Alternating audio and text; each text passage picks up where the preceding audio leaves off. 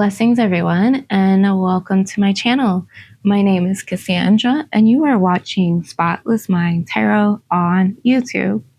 In this reading, we are going to take a look at what is your role in the revolution. And as you could see, we have three groups.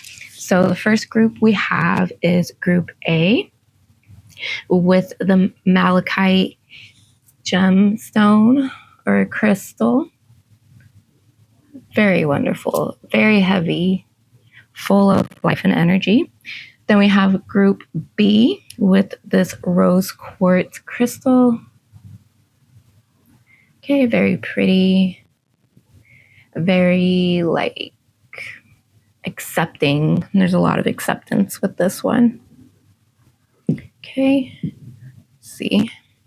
And then Group C, we have this selenite wand. Very cool. Selenite's cool. You can find it everywhere and it's fairly cheap. And, you know, it's pretty heavy. It's pretty good. So those are the crystals associated to each group. Of course, you can just like completely disregard that. But for those of you who are into the crystals, then there you have it. Now, we are going to be reading from the Angelarium Oracle decks. There's two of them. There's the Angelarium Oracle of Emanations and then the Angelarium Oracle of the Fallen. And then we will pull tarot cards from the Rider-Waite Tarot deck. And then we will do a pendulum swing after each reading. And this pendulum will answer your question with a yes and no, maybe, or needs more information or unclear. And I do not have it with me right now. I don't know where I've put it, but you'll see it in the reading. So as they are already recorded. Okay, and so this reading I've been wanting to do for months now, like since probably last August in 2025. And I just haven't gotten around to it. I haven't had the energy or the motivation. And it wasn't until recently that I found the motivation and felt like now's the time to do it. And I feel like this is perfect timing because if I did the reading a year ago or, you know, back then when I wanted to, I think it wouldn't have been as clear. But also, I feel like not enough people would understand it or take it seriously. And I feel like the times that we're in right now, especially speaking on where we are here in the States, I live in America. And if you're in America or if you are just paying attention, then you could see like what's going on in our government astrologically as well. America just had its very, very first Pluto return. Okay, that's like a 250-year cycle type shit. and as if you know anything about 250-year cycles when it comes to empires, and there you have it. And then we're having a Uranus return, I believe, here when Uranus goes into Gemini. Not only that, but the American Sibley chart, its solar return will have Uranus conjunct Mars. And if you know anything about Uranus and Gemini and the history connected to America, then you will know how this is really incredibly significant. And, you know, I'm not here to sugarcoat anything. Every time Uranus was in Gemini, we had these major wars here in America. We had the American Revolutionary War, of course, the very first. We had the Civil War. We had World War II. And now here we are once more. And so I think people should take it very seriously. Of course, don't let it put you in fear. Don't let it make you want to run away and hide. Just accept it. You know, we are all here for a reason. And I've even explained that in some of these readings that like there's 8 billion of us and we're all so connected to one another throughout the entire world. We can message somebody on the other side of the world almost instantly. In fact, it is pretty instant as long as they have a connection, right? And, you know, you have these elites ruling the world. You know, I won't say who they are and I won't get into that, but, you know, there's that going on. And then there's the rest of us, right? And just understand that these are trying times. And we just got out of a 7th planet stellium in Aries, which is the first time we've ever had that in 20,000 years. So these are pretty important times. Like, this is some serious shit, you guys. So that's why I wanted to make this reading, because we are going to face a revolution of sorts, whether it's violent or not, whether it's extreme or not, whether it happens overnight or it takes years. That doesn't matter. I think it's important that we all understand that something is coming, it's happening, it's unfolding as we speak, and it's going to arrive at our doorsteps very soon. So we need to take precaution, and we need to know what our role is in the revolution. Now, of course, don't take my reading as like the one, I can't even say it, but like, it's not like I'm here to tell you exactly, like you have your free will and your own discernment, and like, yourself better than I do. But I hope that this reading can help guide you at least, because, not everyone's meant to go out onto the streets and protest. Not everyone's meant to go out into the political realm and the legal system and take legal actions that way. You know what I mean? Some of us can do our role in a different way. It doesn't have to be so grand and extreme and so large. It could be very isolated, very small. It could even just be with our own family, right? Our own community, our friends, okay? The people around us. And so I think it's important that we recognize what our roles are, regardless of this tarot reading I'm about to give to you, and stick with that, because I know it can get really distracting, and I know we're going to want to take actions in certain areas because we feel provoked. And I think it's important that we keep our head leveled and clear and focused on what is right in front of us. Because yes, it's good and important to pay attention to what's going on, especially in the other states. If you're here in America or wherever country you're in, it's important to pay attention to what's happening there. But at the same time, like here in the States, America is freaking huge.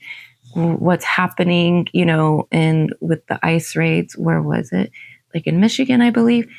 Like that was horrific, right? It was traumatizing. The stuff in Palestine is horrific and traumatizing. But like what's happening in my city hasn't been anything like that, right? And so it's important to pay attention to what's happening, but keep your focus on where you are, what's in front of you. What's in front of me, none of those things are happening, at least not right now. And so, I have to focus on that. And so I think that's important for everybody, because we are so connected. We are so informed and disinformed as well. There's a lot of disinformation out there. I don't know if disinformed is a real word or not. Doesn't matter. You get what I'm saying? So that's another thing. That's a whole other topic, the age of information we're in. We're definitely in the age of error. I don't think it's the age of Aquarius. That's just me personally. Yeah, sure, we're coming out of Kali Yuga. I could see that. We're just look at it. It's a new aeon or a new threshold, right? There's something here happening. There's 8 billion of us, and I wholeheartedly believe deep within me that there's a reason for that, and there's a reason for the way things are and the way things go, and it's important that we take our power back, especially as Saturn transits through Aries here in 2026 and 2027. Now, of course, you could watch this reading at any time. It could be 10 years from now, 20 years from now. If it's still on YouTube, that would be really cool. And that's great if you're watching this many years from now. So apply the revolution to how it corresponds to what you're going through and what you're experiencing. It could also be an internal revolution. It could be something that you are going through internally and on your own. Regardless, doesn't matter. However, my focus is on current events, which is 2026. Right now, as I'm recording this, it is May. So that's where my focus is. However, again, I would like this reading to reach out to as many people as it needs to reach, wherever they are and whatever may be.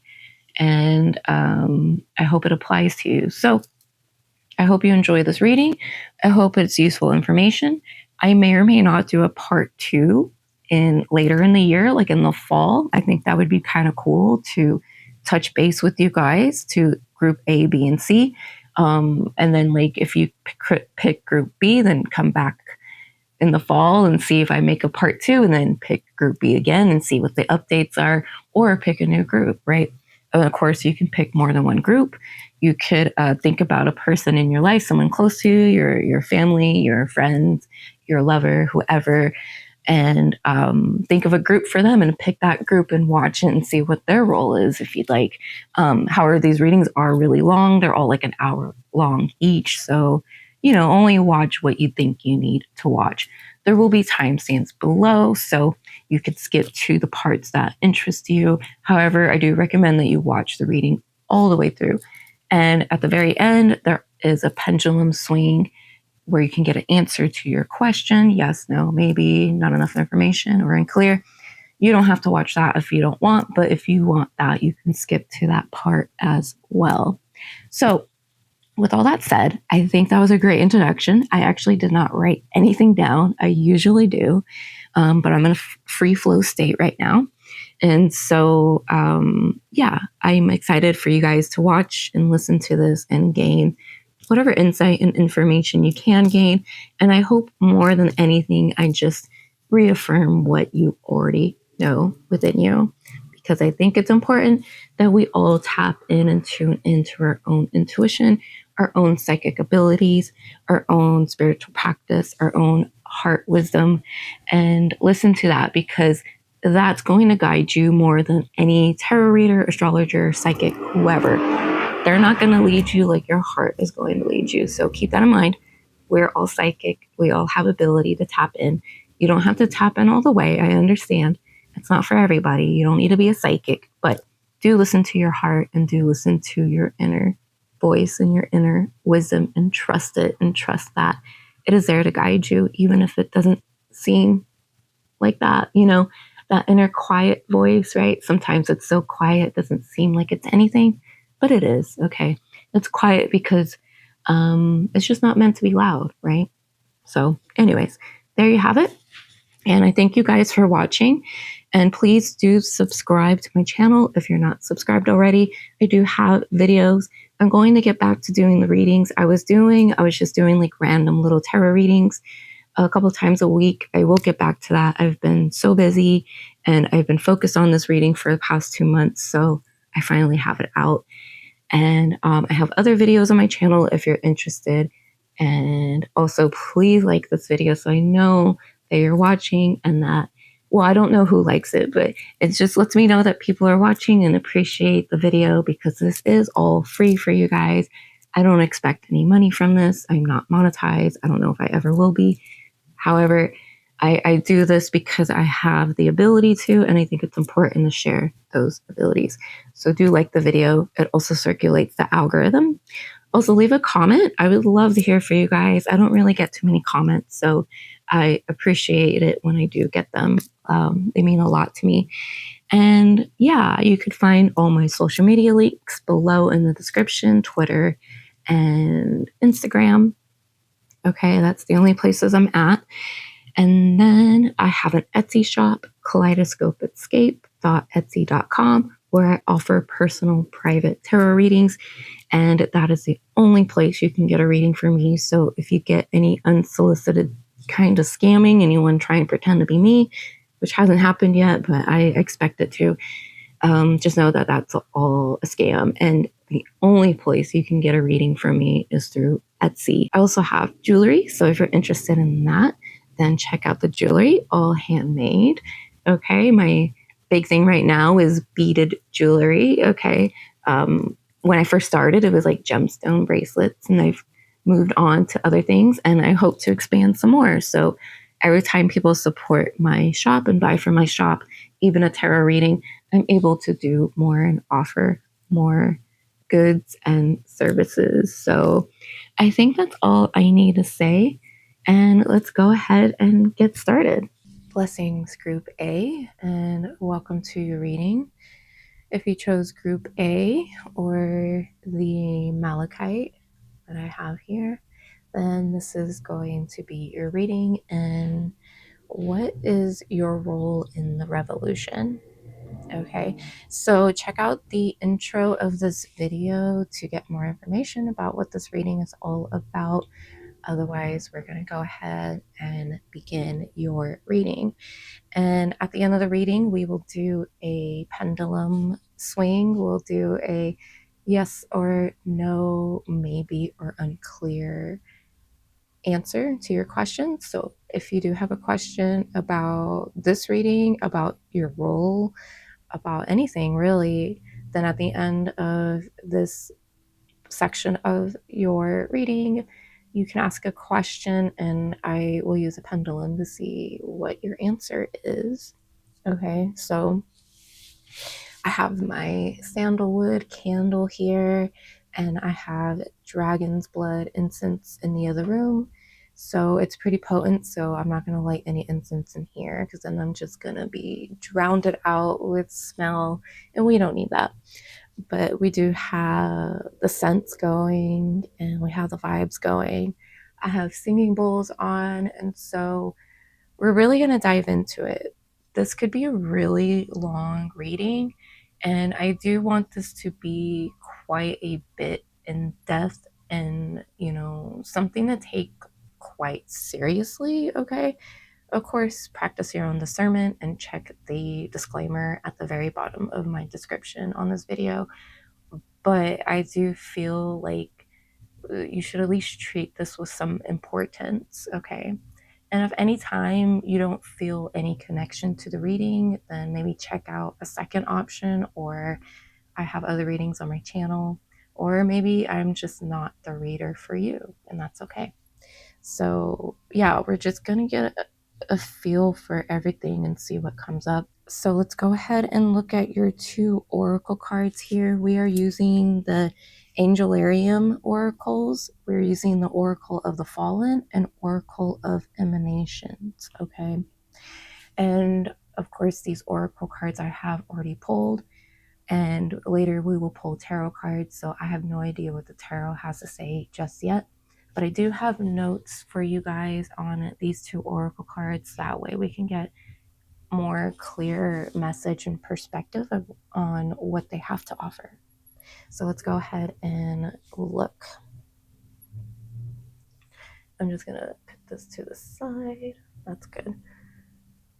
Put this malachite here. I love this malachite. Actually, I got this as a gift from my dad, and he got it from a gift shop in Arizona. I don't remember the name, but he got it because it's related to the heart chakra and to healing. I was going through a really difficult time, and he thought of me and thought that this would be, a good stone for me to have. And yeah, I love it. And it's got like this dent right here. I don't know. It's cute. It's heavy. Obviously, it's real, but sometimes I do carry this with me in my pocket. And because it's heavy, it feels like it's shielding and protective. So malachite does relate to your heart chakra and a bunch of other things. I actually don't have notes for you guys on crystals, but you're welcome to look into that if that has any significance to you. You don't have to pick this reading for that crystal, but some people like to pick crystals with their cards, so that's why we got it. Anyways, okay, let's go ahead. So let's look at your first oracle card. And we have Hesed, right hand empathy. Okay. Let me mute my phone here. Notifications. Okay. Next oracle card we have is the Vessel. And I'm probably going to butcher this name, but Barakeel. Okay. So here are your two oracles. Okay, so for you guys, we have Hesed. And Hesed is the fourth Sephira on the Tree of Life. And the Sephira is of mercy, love, and kindness. It provides stability for all manifestation to come into existence or into our being. It's very abstract and also very expansive. Jupiter is the planet that corresponds with the Sephira. Of course, you can assign a different planet to Hesed. There's no one correct system to this. This is just how I work with the Tree of Life and the tarot and my correspondences. But with that said, there is a lot of exuberant energy, which is great again for manifestation and growth. But without that balance of Gevura, it could lead to greed and overconsumption. So be mindful of that, especially because the second oracle card is the vessel, which is signifying to me that you are in a position or taking on the role of someone who is meant to hold space and to bring form to whatever it is that you need to grow and expand upon. Okay.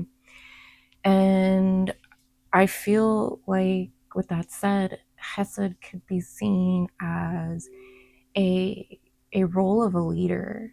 Okay, I even get like Emperor vibes with this, so it'd be really interesting if we pull the Emperor card when we do the tarot.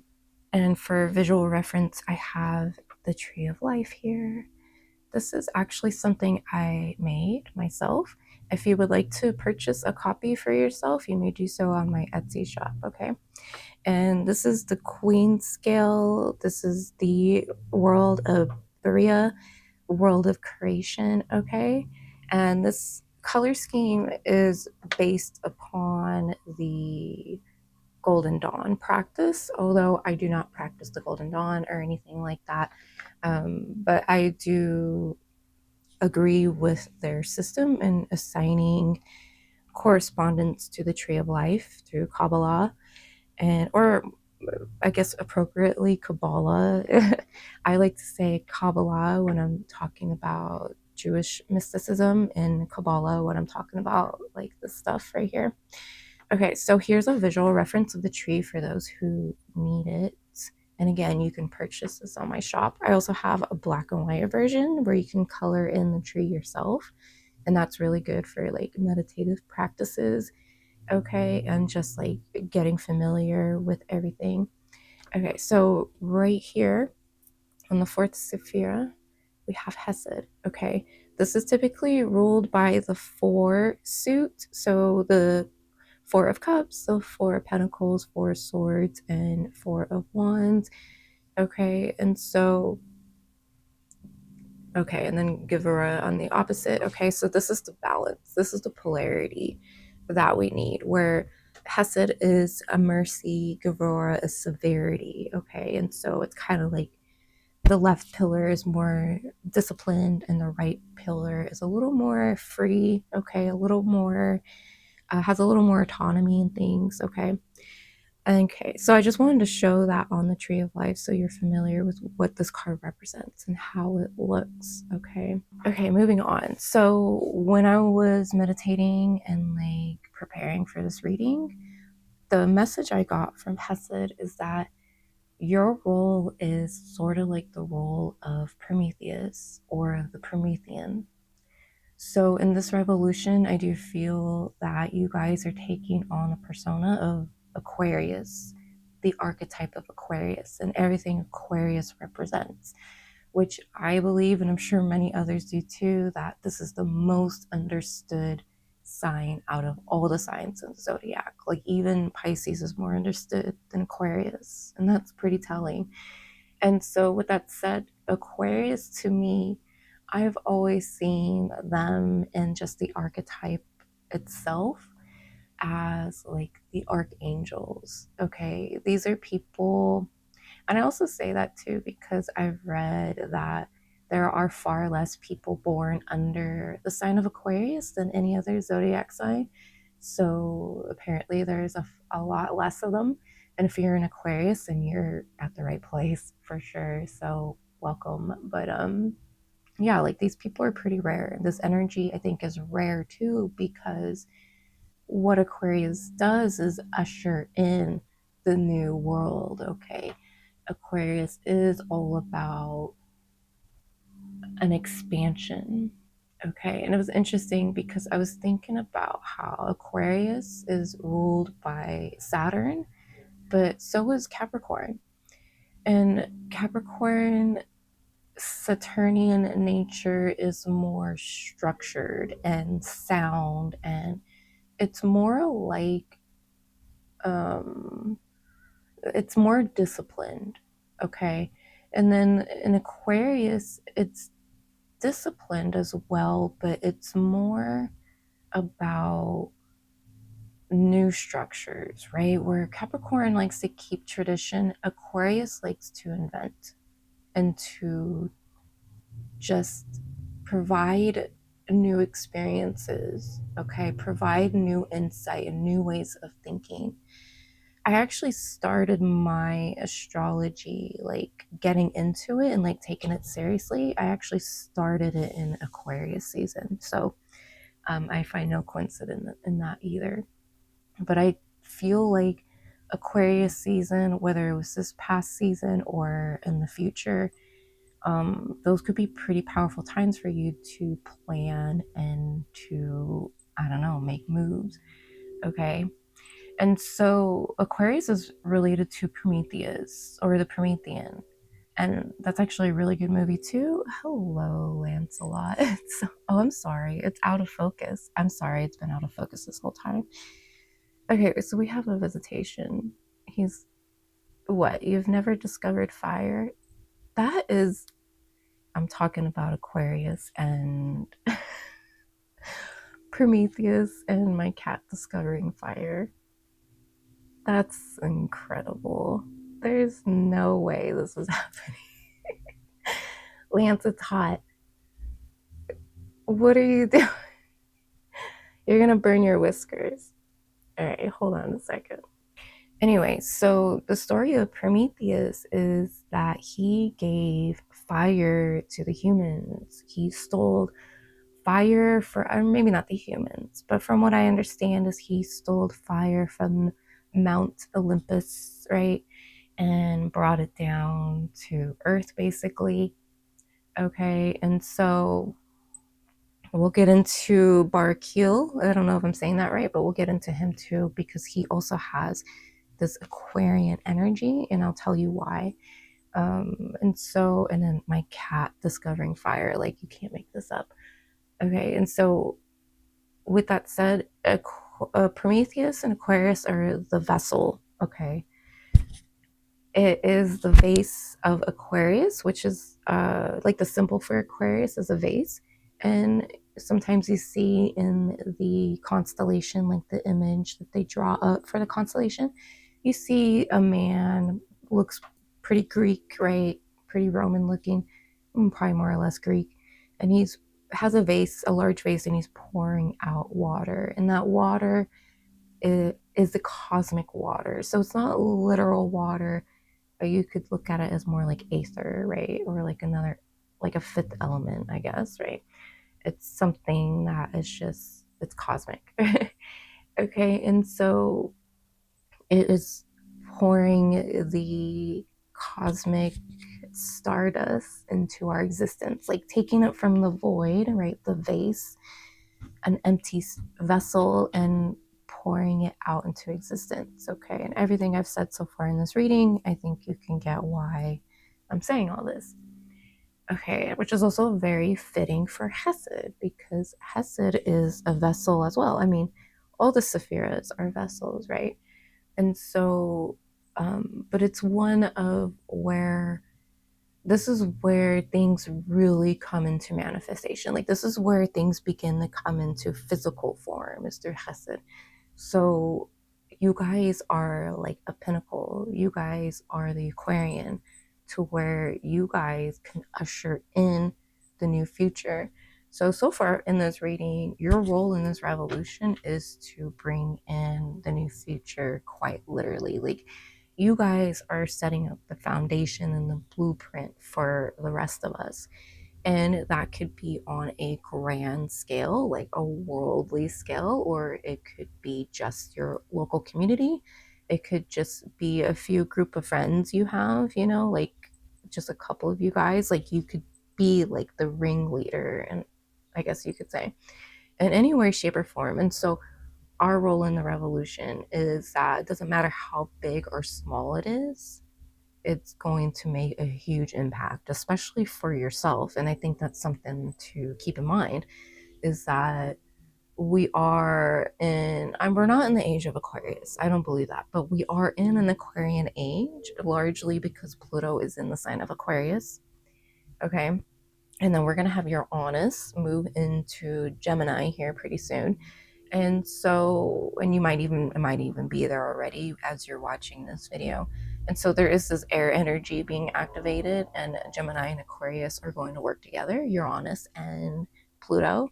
And in modern astrology, Uranus rules over Aquarius, okay?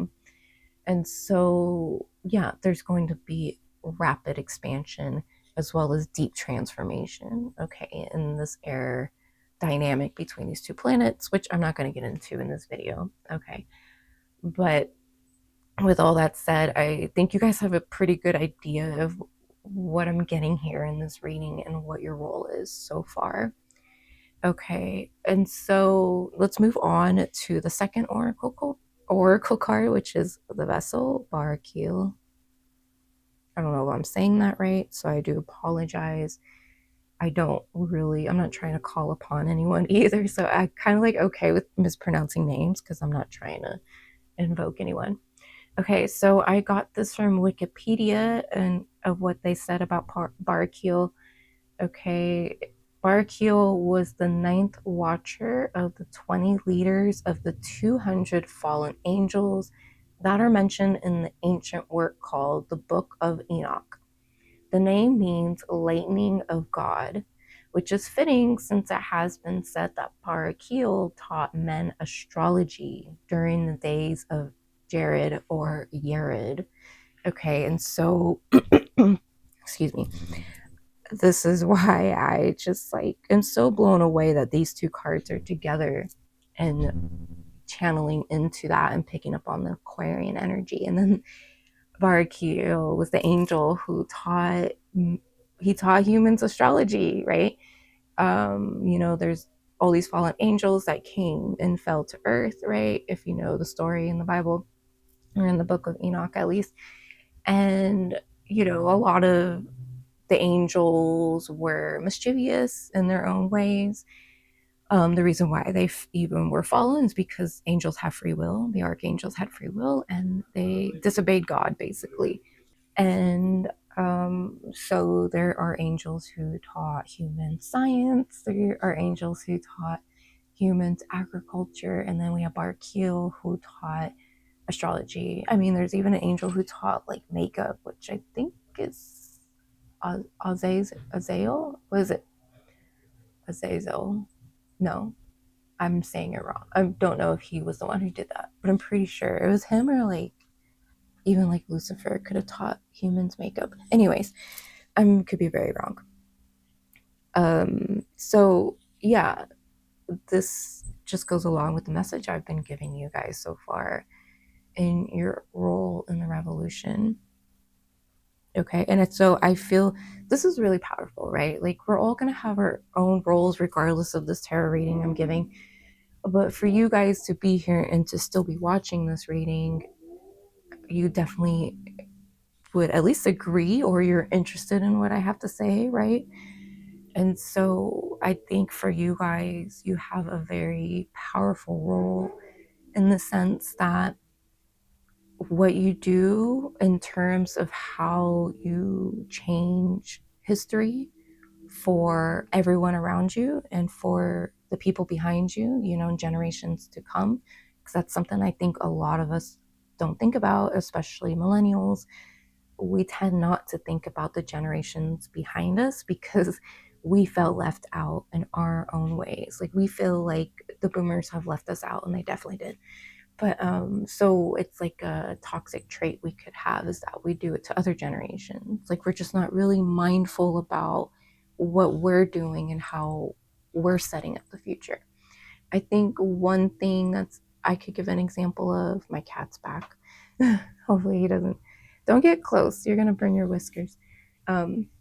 Is how birth rates are low, right? And a lot of women especially don't want to have kids, and I think that's fine. Like there's nothing wrong with that. But there's something to think about here when it comes to that is everyone has their own validated reasons, right? Everyone's reason is valid. Everyone has a choice. But at the same time, like, think about consequences, at least for your family, right? If you and your siblings don't have kids at all, then you're not going to, your side of the family tree stops there, right? Like, there's nothing else to come. So that's just something to keep in mind, I think.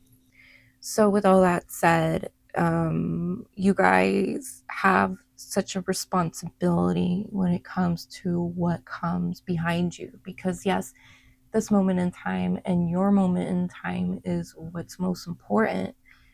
But do keep in mind that what you set up for your future is setting up a future for everyone else, even if you don't have children.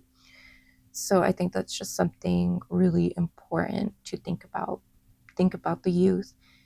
Okay, so you guys could be leading the youth in general, because most revolutions are, well, I wouldn't say they're begun by the youth, but they have more,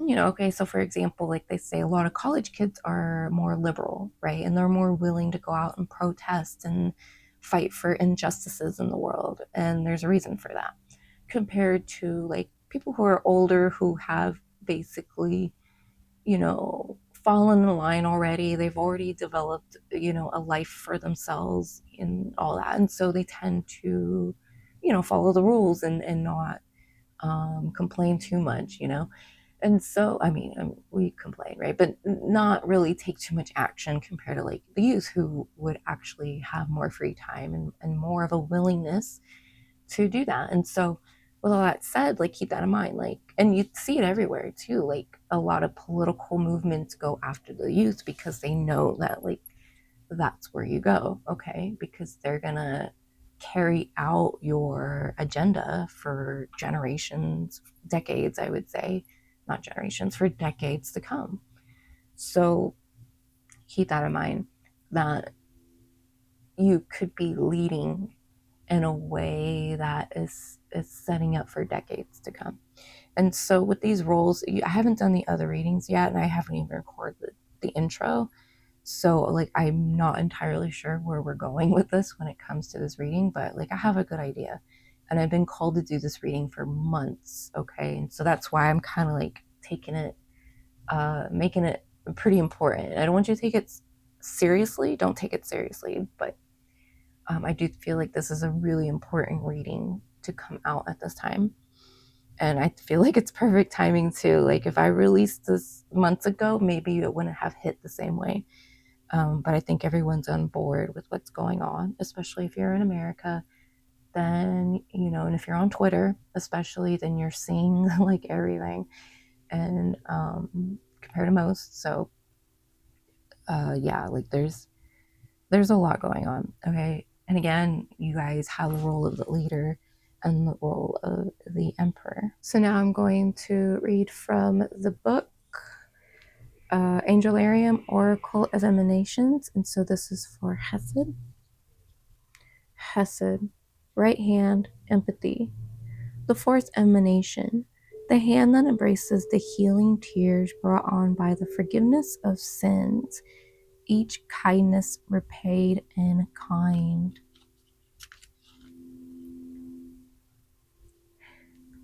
Hesed force pulls humanity together, allowing peace to exist between us. This is the power to look inside the hearts of those around us, that we are truly alike. Our need for love and kindness is an essential part of our existence and transcends all other differences we might have. The blue orb's embrace extends across all existence. Hesed is at the very center of the pillar of mercy, defining its core characteristic and forming an extreme opposite to its female counterpart, Gevurah. The two arms of the tree extend in opposite directions. Hesed pulls tight so that Gevurah cannot push away.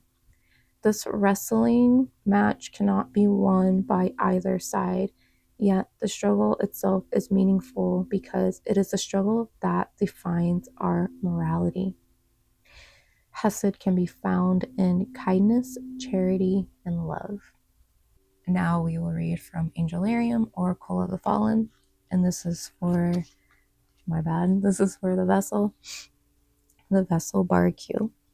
Few people understood Barraquil's vision. His assistants assumed incorrectly that the pots that lined his quarters were full of the magic of his essence. All they knew of these strange devices was that the invisible power that brimmed from the metal caps embedded into the lids. Lightning was bound inert into a clay vessel. Barraquil could see clearly that the others only felt in passing. It filled him with excitement. The card meaning, energy has been gathering for a while and now may be the time to release it. There is only so long that it is worth restraining the potential inside yourself. Let others see that you've been holding back. Make a display to remember. The time is quickly approaching. So with that said, I think we're good on the oracle part. I know this was quite long. Let's go ahead now and get into the tarot. I'm going to use I guess we can put these here, the Albano-Waite Tarot deck, which is just like the Rider-Waite, but the colors have changed. So they can convey a different message. And I really like the color scheme on this deck. I feel like it's more helpful for me, but lately I will say that I would like to get the regular Rider-Waite because I don't have one of those. Because even the muted colors on that can convey messages that I won't get from this deck. Alright, so first card we have is the King of Pentacles. This is represented by Virgo, Earth energy. Okay, these cards are kind of being weird. So there's like a restlessness here. There's also an urgency. But with the Pentacles, it's like, this is always going to be slow movement, okay? It's going to be something that develops. It takes time. Obviously, what you guys are doing is going to be like, you guys are in it for the long run. Even if you don't actively like do anything for like the topic of what we're talking about, there's still going to be developments, and like I'm getting for years to come. I mean, revolutions don't happen overnight. And this can be any revolution. You can be watching this video for any reason. It really doesn't matter. So we have the Tower in reverse, and we have the World.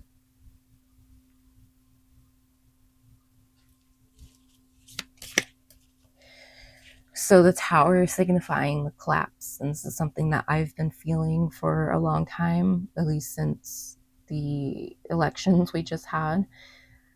Like a year and a half ago, maybe 2 years ago. I don't know now.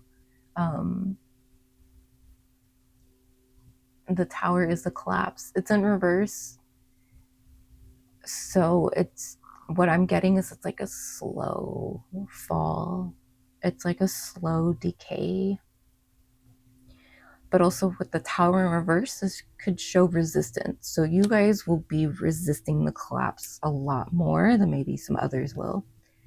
You guys are going, it could even not be a resistance. It could also show that you guys won't be as greatly affected by what happens when the collapse is here, okay? And like, we kind of are in the midst of it right now as I'm speaking. Okay, and again, you can watch this video at any time for any revolution, for any reason. Okay, it could even just be your own personal revolution. But with current events, because that's what I could speak upon, is, and I'm sorry if you could hear my stomach, it's growling, I apologize. With that said, with the current events, that's what I can go off of, and it's kind of why I'm making this video, okay? So yeah, you guys will likely, you guys can even be outside of the States, Okay, like you could be outsiders watching, and so you have a better view of things, kind of like the Aquarius. Like you have a view of what's happening. You're pouring out the cosmic waters out of the void, out of the vessel, out of the vase, and it doesn't affect you because you're the one, you're the messenger, basically. It's very mercurial as well. And we'll have Uranus and Gemini, which is very mercurial. So I find that really interesting. So you could be going between back and forth. You could see both sides more clearly than other people, even if you are in the States or in the midst of a revolution, wherever you are. But you guys have a more clear vision. Okay, you're not too caught up in your feelings. I mean, you could be, we all do, right? But you're more interested in what is just, what is fair, and what makes the most sense. It's not about, you're not here for aesthetics and pageantry. You're not here for what looks good on paper. Like, you're here for what is the right thing to do. Okay. And we have the World card. And so that could signify completions. It also really, really grounds this and roots this very deeply into your existence, into the world. With the King of Pentacles too, like this is really powerful. Like, and I've been picking that up for you guys. I've been telling you guys, this is very powerful. You're also not here to persuade anyone or to convince anyone. You're just here to like show people like, hey, this is what's happening over here. This is what's happening over here or over there. And this is my solution. Like, this is the middle path. Okay. And I was speaking about, Hesed, how too much of Hesed is not good. You need some of that Gevura, you need some of that structural discipline. Is just the easiest way I could describe it, right? That left pillar is it could be really restricted, right? I mean, the world is ruled by Saturn, and so it's restricted because it's following a set of rules.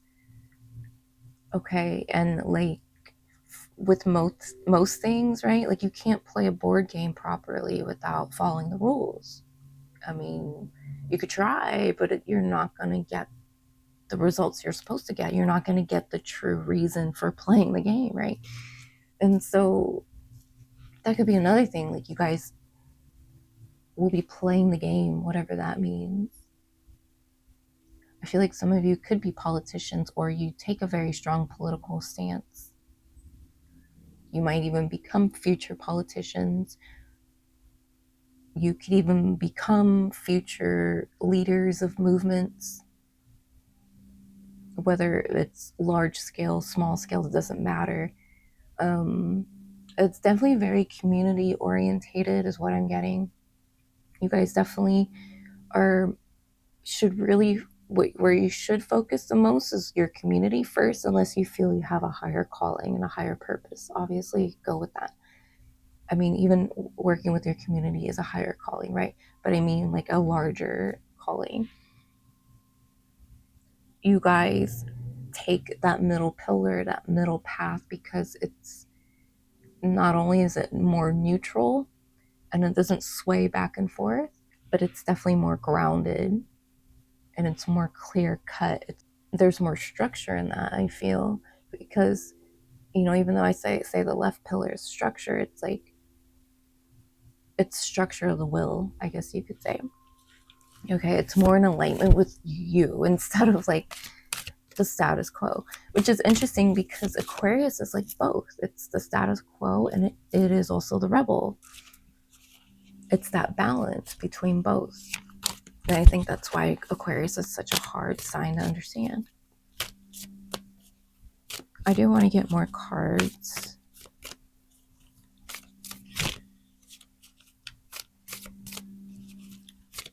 Some of you could be doctors, journalists. Like, these are your roles. Like, you guys have these important roles, if anything. Like, they serve, like, as a doctor, you serve your patients. I mean, depending on what kind of doctor you are. You know what I mean? So, like, your role is very vital, very important in this revolution. A lot of you have a vision too for the future. Interesting how the star came out as I say that.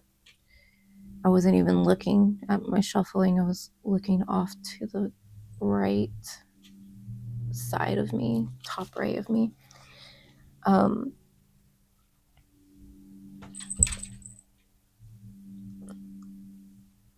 This is really like phenomenal, this reading. We have these Arcana cards, and then we have the King of Pentacles. It's like, it's so powerful. Like, it's so powerful, but there's this, don't feel overwhelmed. I don't feel anxious. It's very neutral, but it's very like optimistic. It's not like happy. Yeah, it's happy, but it's very Jupiterian. It's very Hesed. Okay, it's very even like Sagittarian for sure. And then the star is Aquarius, pouring the vessel. Oh, okay, well, these cards fell. I didn't mean to. They just fell out of my hands. I bumped into it. So we also have the Moon, Ace of Wands, and Temperance. So let me just, I'm going to move these cards up a bit. I know they're out of frame, but we need to make way here. Let me zoom out too. I think these three cards go with the star card. I think these are clarifying.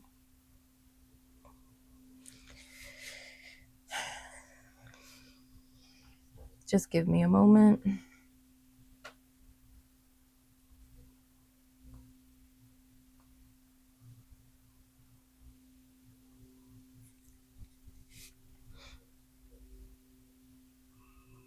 We also have Sagittarius here with the Temperance, I'm sorry. Pisces with the Moon. And the Ace of Wands, it's like a brick, the foundation. The Ace of Wands, so this is new insight into creative projects, into structural foundations, kind of like the Pentacles, or I always relate that to structural foundation, but that's more like from seed to like flower, right? Kind of thing. It's like a seeding more than anything. Whereas Wands is more like you have the material, the building materials. Pentacles have the blueprint. You have the blueprint for sure already. I've already said that a dozen times. The Ace of Wands is showing you that you will be given the materials. And it's interesting with the Moon card, this could signify delusions and illusions and trickery and enemies. And, you know, I could definitely see that happening. People wanting to sabotage, people wanting to, or not wanting, maybe they just think you're crazy or don't believe you. Or it's like you could tell people your plans and they just don't care, or they're just like, yeah, good luck with that. Like, you know what I mean? You definitely don't want to tell your plans to people though, okay? It's not a good idea. It's never good to tell people your plans. Well, I wouldn't say never good, but you know what I mean. Like, do what you will with that. So yeah, like, there's going to be a lot of doubters and naysayers and maybe rejections, okay? Especially if you do actively create any kind of community or group or any kind of movement like that, whatever it may be. You can run into a lot of issues, especially legally, if you're trying to obtain any kind of permits or licensing. Like, it could be really hard. And I would think that is because you may be acting independently, acting alone, especially if you are trying to create some kind of group or movement. You know, if you're starting it from the bottom up. You know, it's interesting because there's been talks about the No Kings protest on Twitter. People are talking about them setting up another protest. And I think we're all finally aware that, like, no, the revolution, you know, they say the revolution will not be televised. Well, I say the revolution will not be sponsored. And I didn't come up with that one. But somebody else said something. I think like Chris Hedges, maybe. Shout out to Chris Hedges. He might have said something like that. Like revolutions are not sponsored, but I could be wrong. So yeah, you can end up running into problems with that. You can even have problems with trying to get sponsors because you're trying to get funding, right? But do keep in mind that going back to the no kings thing, it's like, yeah, like a no kings protest is not gonna, get rid of a dictatorship. That's for sure. Like you can't, that doesn't work like that. So I think there's even a message there, and like, let's be realistic about our movements, right? Let's be realistic about what's happening and what needs to be done and what we feel needs to be done. Because again, like, one major sponsored protest isn't going to topple a dictatorship. It's just not going to happen. It's not how things work in the world. There's, protests, yeah, protests can topple governments, but not always. And that's not always a successful thing. So again, I think with this revolution, I feel like there's no one way to go about this, and that's why I'm making this reading, because everyone's gonna have their own role. Like a protesting alone, like even if we all protested like that still may not work, right? We have to do other things. I'm even a strong believer in labor unions. I feel like labor unions could be really powerful for civilians, for communities. We don't have that many labor unions compared to like other countries. And you look at Italy, for example, they shut down their country last year because they were protesting Palestine, and it was labor unions protesting, and they closed all the schools, they closed the trains, a lot of businesses shut down. Like, they shut down their country to protest against sending weapons to Israel. And so, I hope I don't get flagged for what I'm saying, but I don't care anyways. I'm not here to make a profit. But yeah, like, they did that. You know what I mean? Like, they did that. They shut their country down, and it was the help of unions, right? And so I do believe strongly in them, and them having any kind of power. And because we're talking about current events, the whole TSA thing and the ICE there now, and it's like, well, the TSA is a union, and they're trying to privatize it. So that's pretty dangerous. And so that just goes to show with what I'm saying and how powerful unions actually are. Like, there's no reason to privatize anything unless they wanted to control it, right? Unless they wanted to take the power away from us. So just keep that in mind. I do like seeing Temperance and the Star here because they're, again, that middle pillar, that balance is so crucial for you guys. And even the world has some balancing going on. Okay. So, and then a wand, balancing a wand, right?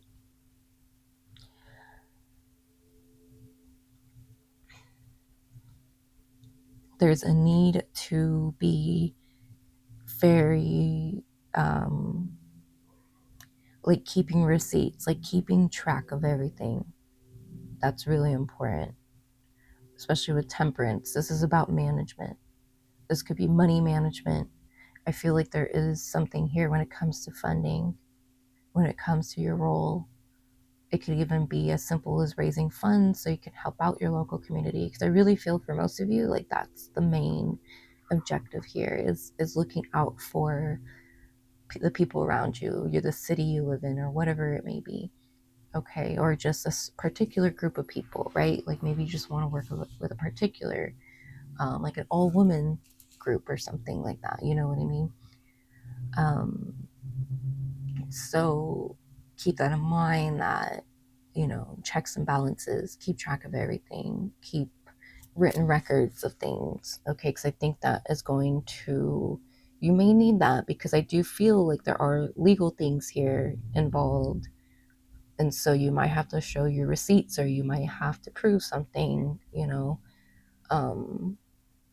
So keep that in mind. Not everyone's gonna deal with that, but it is something to just, and it's just good to have anyways. It's good to just have records of things that are important anyways. I will say overall, again, the mood is lively, and I do feel like I'm kind of jumping around, and I feel like I forget to finish a message and I jump into a new one. But I do feel overall, yeah, there's a lot of activity.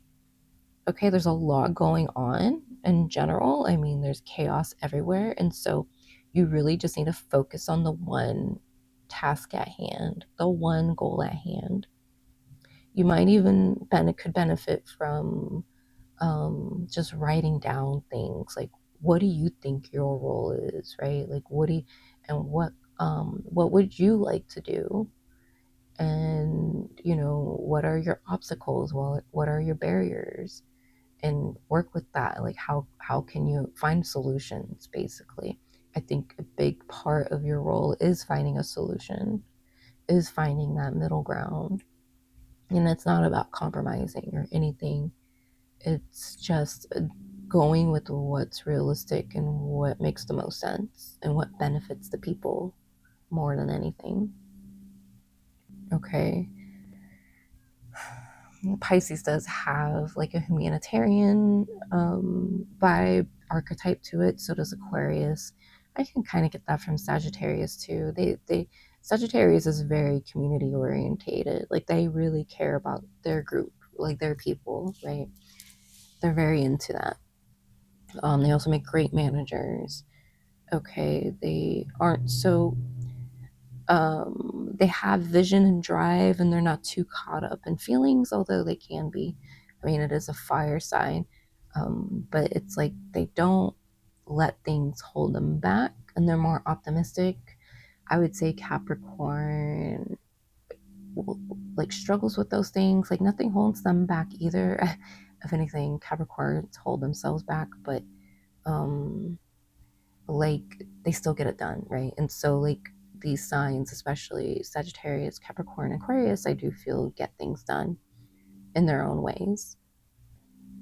Okay, so yeah, there's that. There's this Jupiterian energy again with Chesed, with Temperance, with the moon. Okay, Jupiter is in Cancer and will transit into Leo this summer. That has its benefits, also has its downfalls. The benefits to that is there is just an increase in vitality overall. You could be feeling a lot more lively this summer, as I'm recording this in 2026, but that could be for any time that you're watching this, or any time that Jupiter is in Leo, which I believe lasts for like a year and a half. I could be wrong. So it's in there for quite some time. You're definitely going to be more willing to take on the world. You're going to be more willing to go after your goals. So this is fantastic for goals for everyone. Okay, but there are its downfalls. There could be too much of an obsession with image, although for you guys that might not be an issue. That could be an issue for others. But even just like relating to people, there could be an issue, because some people's pride and ego can get in the way here.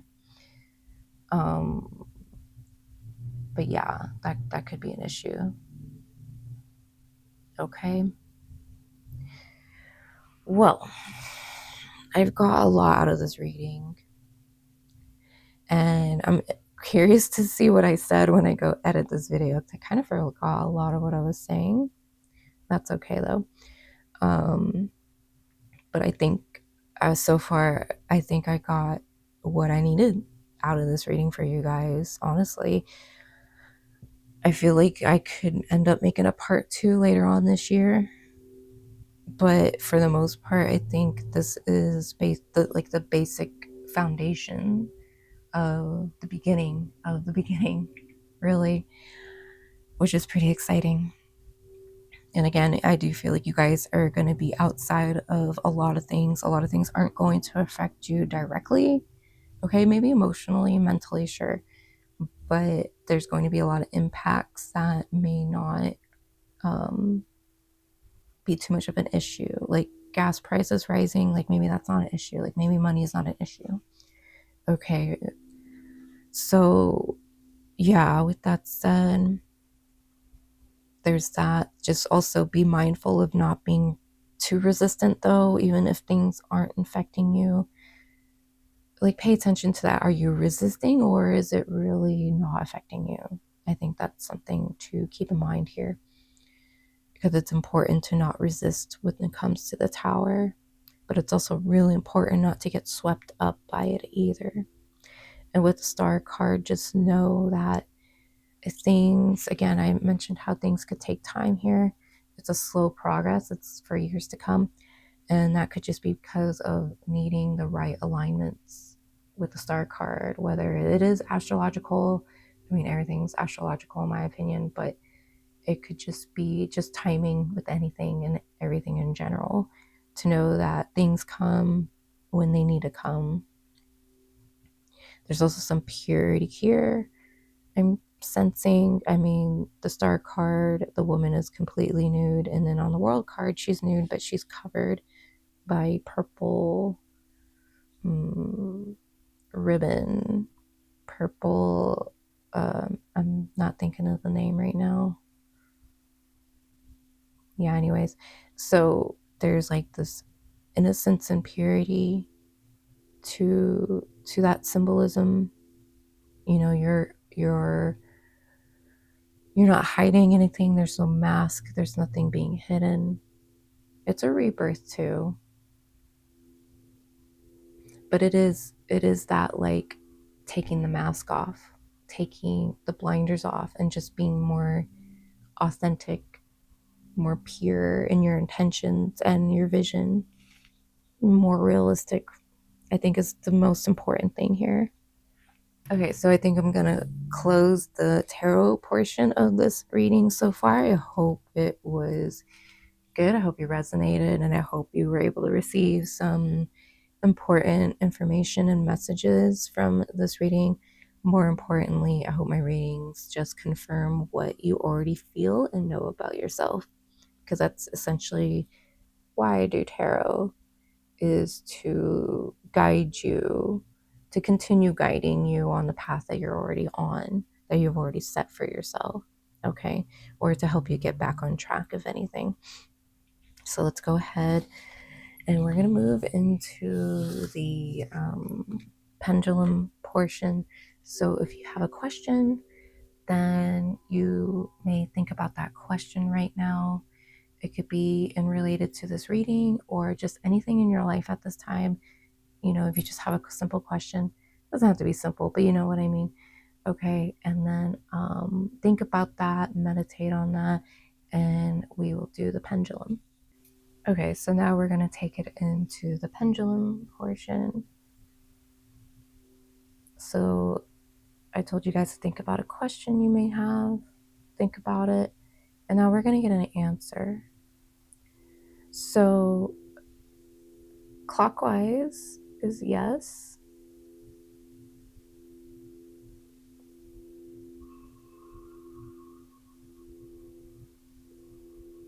Okay. Counterclockwise is no.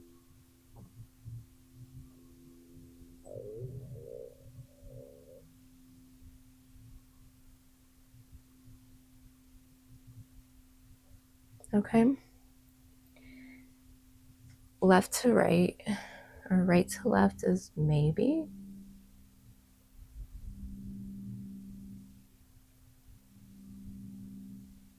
And front to back is unclear.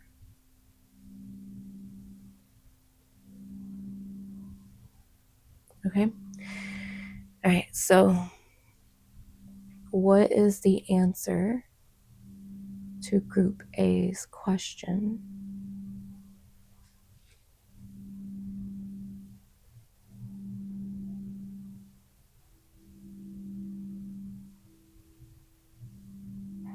What is the answer to Group A's question?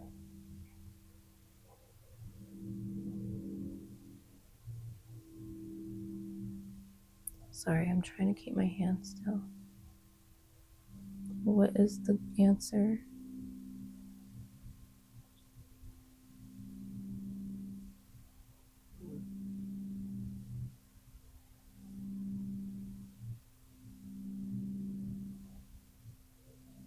What is the answer to Group A's question?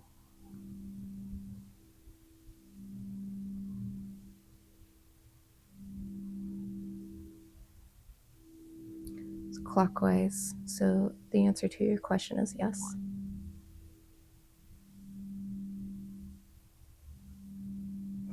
All right, so there you go. Thank you so much for watching, you guys, and I wish you all the best. Blessings and welcome everyone who choose Group B. This will be your reading on what is your role in the revolution. And for you guys, we have the crystal, the rose quartz crystal. Okay. I can't remember where I got this. I might have bought it off Etsy. It could have been a gift. It was either a gift or I bought it off Etsy. I can't remember, but it's pretty muted in color, but this holds a lot of like energy. It holds a lot of weight. Okay, so this will be a guiding energy, I suppose you could say, in your reading. And so we're going to start by looking at your oracle cards, and these oracle cards are going to be the defining archetype and message of what your role is in the revolution. Okay. And then at the end, we will do a pendulum question. So at the end of this reading, you can ask a question. It could be related to this reading or to just anything in your life in general. And we will see what the pendulum has to say. Either yes, no, maybe, or unclear will be your answer. So let's go ahead and just get right into it. I do have some notes, and I will also read from the booklets of these oracle cards. And then after this, we'll get into your tarot, which I haven't pulled any cards yet, so it is a mystery to me. Okay, so your first oracle card, and I have no idea how to say this name. It is the Angel of Verdancy. And I don't believe it's a real biblical angel. I believe this is just a angel that the creator of this oracle deck made. Let me get the name for you here. Peter Moorbaker or Bacher. So I'm probably going to butcher this, but Suklaf, right? Suklaf, not sure. But this is the Angel of Verdancy. And it's a really nice, I love the green on this. It's very grounding and just, it's really vibrant, even though like the two main colors are green and blue, but it's really, really vibrant. Okay, so we'll look into that and see what that card means based on the notes I have and what the booklet says. Okay. Next card we have is Bezalel. I'm not sure, but this is a biblical angel, okay? And they are known as the Angel of Shadows. So this angel is found in the book of Enoch, and I have notes, so I will tell you more about this angel. So something I find really interesting here is that we have two polarities. Okay, on one end, we have all this life, all this new, young, fresh energy. And then on the other, we have not necessarily death or decay, but we have the shadow, or I guess you could say your shadow self, or just the shadow self in general. Okay, and so there's this quietness to it, there's this solitude, and there's also a sense of like loneliness. And again, I don't see it as like decay or death. I just see it as maybe forgotten or maybe not like rejected, but just not, it's not paid attention to. It's in the shadow. Okay. So we'll start with the angel of verdancy. Okay. And for this, I just have the definition of verdancy, which is the state or quality of being richly green in vegetation, the vibrant, fertile appearance of nature in full bloom. It could also mean the condition of growth, of growth and abundant life in plants or ecosystems, often implying ecological health and beauty. Okay. And the last definition I have is a poetic or metaphorical term for newness, immaturity, or unrefined potential in people, ideas, or experiences. Okay. So there's that. Also in the background, I have singing bowls. It's a phoenixite singing bowl. Phoenixite, I usually play this one when I do tarot readings because this one can really help you ground yourself in a very like energetic way. Instead of grounding yourself into your body, it's like grounding yourself into your own spirit. Okay. And so, and phoenixite's very, very special. I first learned about this crystal and these singing bowls through a woman named Geraldine Glass. And amazing woman, you should check her out. She is on social media, on YouTube. Okay, Geraldine Glass. And she's really well known like in Hollywood and California for her singing bowls. She works with celebrities like Janae Aiko. Okay, and so I believe it was this crystal, I could be wrong, but I'm almost certain it was this crystal phoenixite that she would play this bowl for them or for her hospice patients. Okay, so for people who are about to pass over to the other side, she would play a phoenixite bowl for them. And I find that to be really special. And I discovered this at a time when I was going through a really, really dark period in my life, probably the darkest period I've ever gone in my life, which wasn't very long ago. It was only a couple years ago.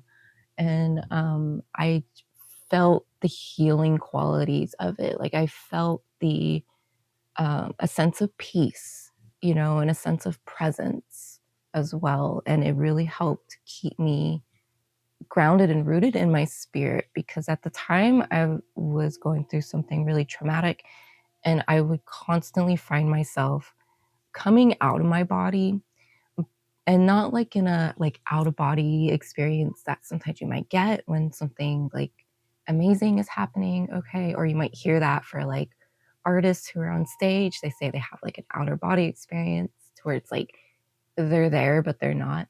It was like coming out of my body, but not in a good way, right? It was a complete opposite of that. And so I found singing bowls to be really helpful in getting me back into my body and really just holding on to my spirit, that because I was in so much pain and going through so much, really just wanted to get out of the body, right? It was trying to escape. And when it would escape, it felt like I would just go into a really dark place that I shouldn't be in, which I find interesting because it's like that's like the contrast between these two cards as well, the spirit, the life, and the shadow. Okay, and how easy it is to get lost in this, and how scary it can be too, especially if you are going through anything difficult. Now, it's interesting that I channeled all that and said all that.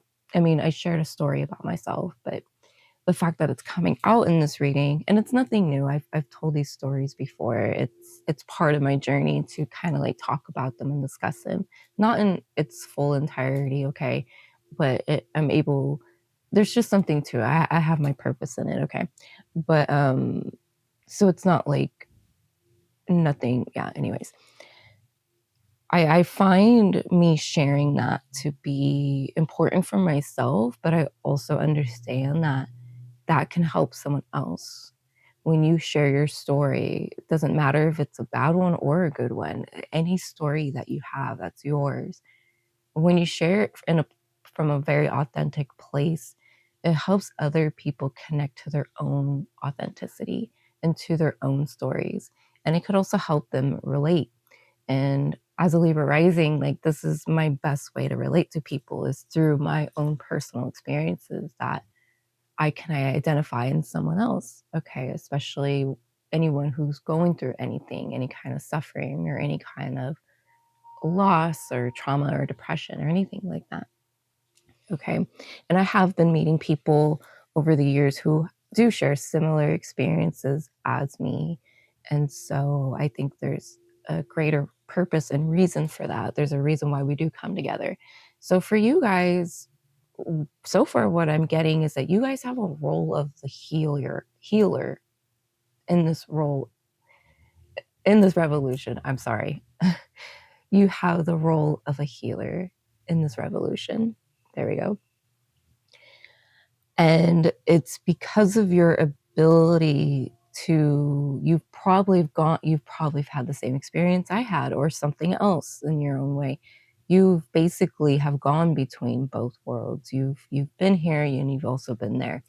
You're able to go into the underworld, or go into the shadow, or cross the abyss into the void, right? Whatever it may be that you're able to do, it's something that you do, or it's something that you have experienced at some point, and it had a profound impact on you. And because of that, even if it's not if you don't share this experience with other people, it's because you had that experience that is the main message here. So it doesn't necessarily mean you have to go out there and tell everyone your story and your business and do this and that. No. It just means that you understand this all too well. I want to say all too well, because it's not like a bad thing. It's just like, you understand it. And I say it's not like a bad thing because I understand it all too well. Like, I've experienced the darker aspects of reality, and especially aspects of reality that other people can't see. And I feel for you guys that that's your same experience too. That you have this ability to see beyond everything that is being presented to you, in this material, physical reality.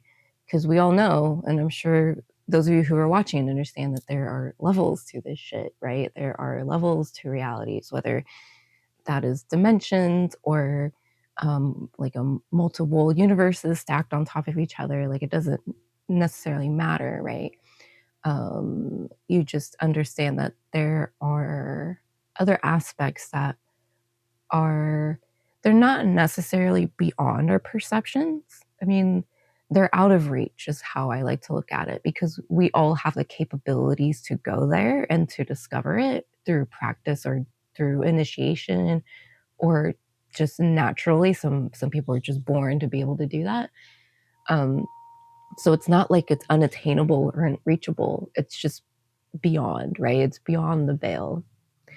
Okay, and so it's very interesting that I got this message for you guys so far. Okay, and then let's move on to this card. This is Bezalel, right? Bezalel. I really struggle with this. I struggle with the angel names specifically. Like, it's just ridiculous. So, especially because there's like the Hebrew way of saying it and then the English way, and they're not always, the same. And so, like, my brain kind of confuses it. And so Bezalel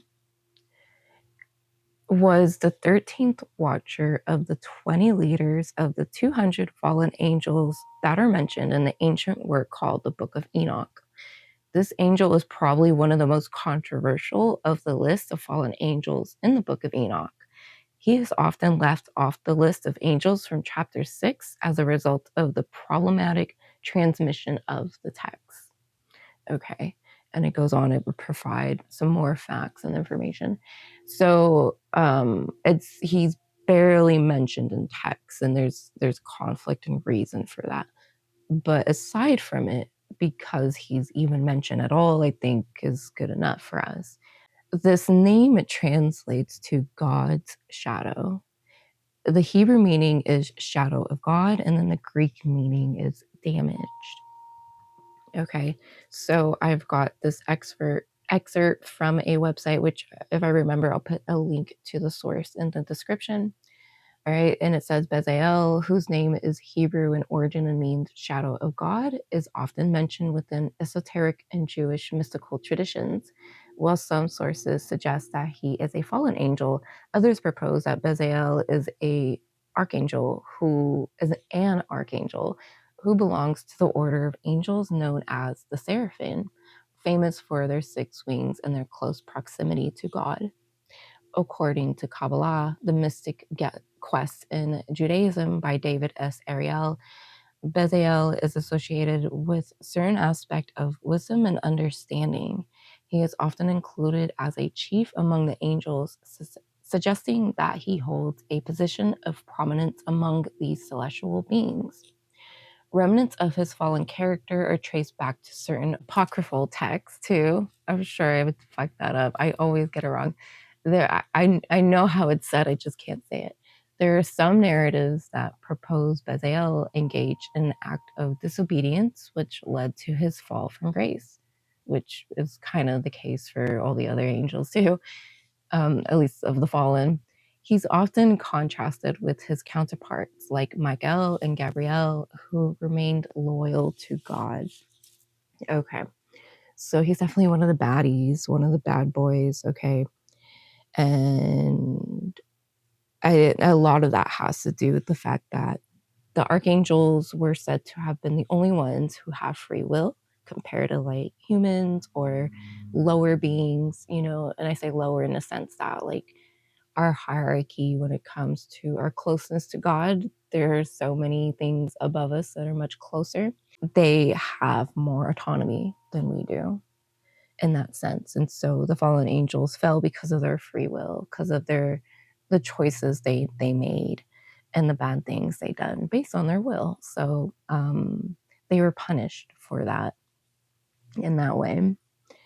Okay, so again, this is very interesting, especially with what I've said so far in your role in the revolution and how I said, I believe you have the role of the healer, but it's the deeper layer of that is because you can transverse between different realities, right? You can go to the dark, low depths.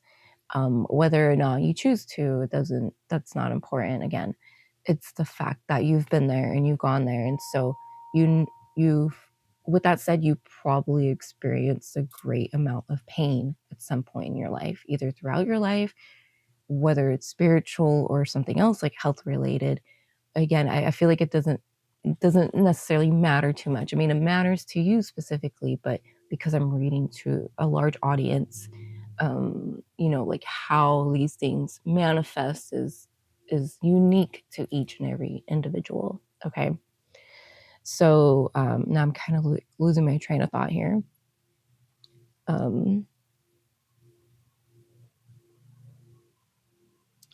I just feel like there's a deep, profound, hidden layer under this. So you may even have a kind of behind the scenes kind of role. Okay, on the surface, you may appear very vibrant, very whatever, just like this, right? But on the inside, or the work that you do is actually this. It's actually shadow work, or it's actually, you know, just related to the darkness in general. You can even say the left pillar. Okay, and so yeah, I find that to be really powerful. I did group A already, and they, again, of course, they had a powerful role. I won't say what it is. If you find any attraction to that reading, then go check it out. But I feel like these roles so far that you guys are stepping into or already have stepped into when it comes to the revolution, again, whatever that revolution may be, it doesn't necessarily matter. I will speak in context of like current events, but I do understand that this video is timeless and it could stay on YouTube for years to come. And so, you know, if you're watching this 10 years from when I made this video, that's wonderful. Like, this reading is still for you, okay? And it could also be a personal revolution too, so keep that in mind.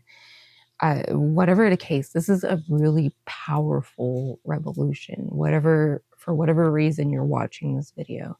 Okay, and so it's a very kind of like turning point moment, kind of like how COVID was in 2020. And I'm recording this in 2026, and we're facing another serious turn of events. And it's prompted me to do this reading because of all the energy buildup that I've been feeling, and then everything that I've been watching unfold for the past year and a half, 2 years. It's about 2 years now. So yeah, it's absolutely insane.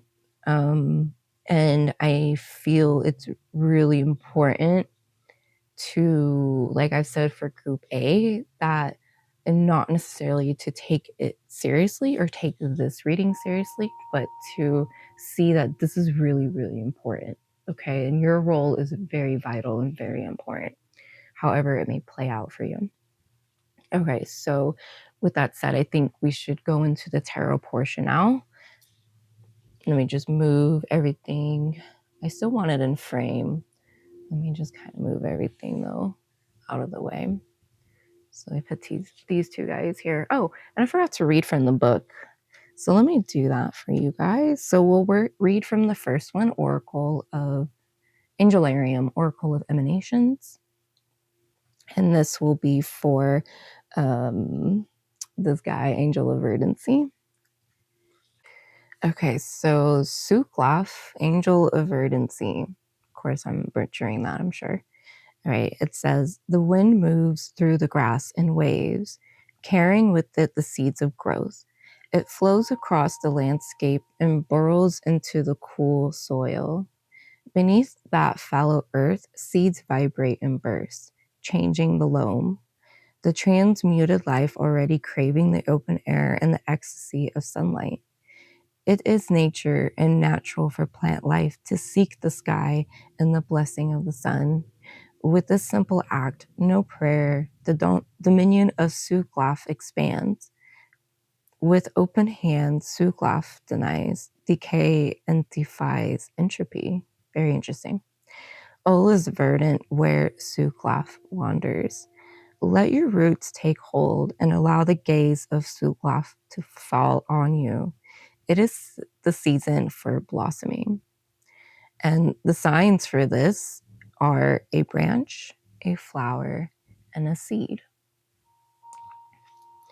Okay, so we'll read from Angelarium, Oracle of the Fallen. So a Bezalel, Angel of Shadows. Bezalel's demeanor was calm and simple, but his presence made people uneasy. He had a blank, expressionless face that stayed half hidden by his hood. His shadow hung in the air like a specter, failing to stick to the ground.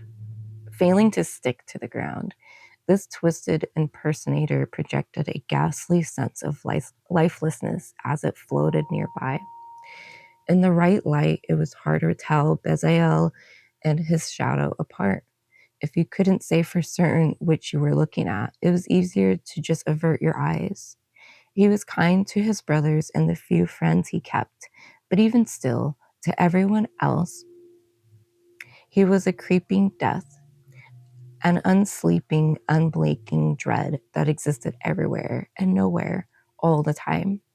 He walked through your dreams at night, watching from a distance and saying nothing. Ooh, that's kind of creepy. His domain is paranoia, fear, and isolation. The card meaning is revealing this card as a reminder that the concerns you are experiencing might be illusory. It's easy to become fixated on ideas that haunt us. Recognizing a pattern of thought for what it is rather than what it looks like is a powerful tool. Now might be a suitable time to test your assumptions about what is really haunting you. Okay, so let's get into the tarot portion now. Took a little break there, gathered myself. I think that's important for you guys to do, to take the time to gather yourself. Again, how I was explaining my like experiences of coming out of my body, but not in a very like positive way at all. And how important it was for me to get back into my body, but through a spiritual vehicle instead of like, I mean, obviously healing and working with my root chakra is super, super, super important for all of us. It's definitely, I feel like one of the most overlooked chakras. I mean, they all can be, but it's definitely one that's so overlooked because it sits at the very base, right? It's already a you know, it's like it is like a shadow part of yourself in a sense, right? I don't know if that's actually correct, okay? But just looking at it through like a symbolic lens here, based on my experience, when your root chakra is out of whack or not balanced, or you're just out of it, you can come out of your body like that, right? You can experience a lot of just overall disconnect, which can make you really depressed. And so when you're depressed, your root chakra is severely compromised, right? So it is likely that you guys may be going through it the most, in the sense that you guys are struggling with your own. I mean, we all are, right? But some of us are really struggling with our own shadows, I guess you could say, our own demons. And there's a reason for it. I know in the moment it may not seem like that. And it's really hard to hear. Like if I telling myself that, and if you told me that years ago, I would have been so triggered. Like, what are you talking about? There's no reason I should be feeling this much pain right now. But like looking back on it, it's given me something in return. My cat walked in the room. I just there's so much you can gain from that place. You know, they say some spiritual gifts only come through your deepest, darkest moments. And with that said, your intuition has probably enhanced, whether or not it's something that you even ask for or even want, because I understand that that's really like having a very strong intuition, and not just intuition for yourself, but on a very like, for me, like as a tarot reader, you know, I'm very tuned in to what's going on around me and what's going on from afar.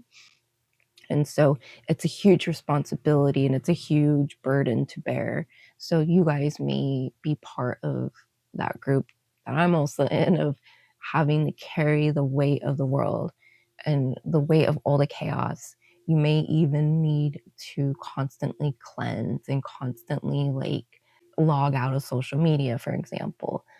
If I get too sick of seeing something, I'll mute the word for like a week on Twitter, or I'll just start liking a bunch of like bunny pictures or something like that, you know, like just to trick my algorithm and kind of like cleanse my algorithm if I'm seeing too much like whatever, like bad stuff in the world, you know, things that are like, you want to stay up to date, right? But then it gets to a certain point where it's just too much, right? And it's not normal to be projected these kinds of images, right, on our screens, and they're on our phones. So it's very intimate, you know, it's in our hands. It's not like something we see on TV, which is also pretty bad, right?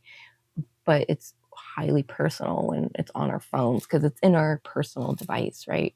Where we keep, you know, like we have like a piece of ourself inside the phone, right? So with that said, you guys are part of that group where it is important for you to be aware and to pay attention and to be up to date.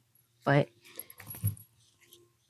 at the same time, like, you gotta look out for yourself. There's only so much you need to know, and there's only so much you can carry, especially for other people and especially for the world. So that's really deep. I am sorry if I'm kind of like going off a little bit. I feel like I start to talk about something and it kind of goes off in a different direction. But I hope it's all like still like connected. You know, I'm trying to keep it so together. We haven't even gotten any tarot out. It's incredible. Okay, so this card wants to come out. Oh, very, very interesting. We have death.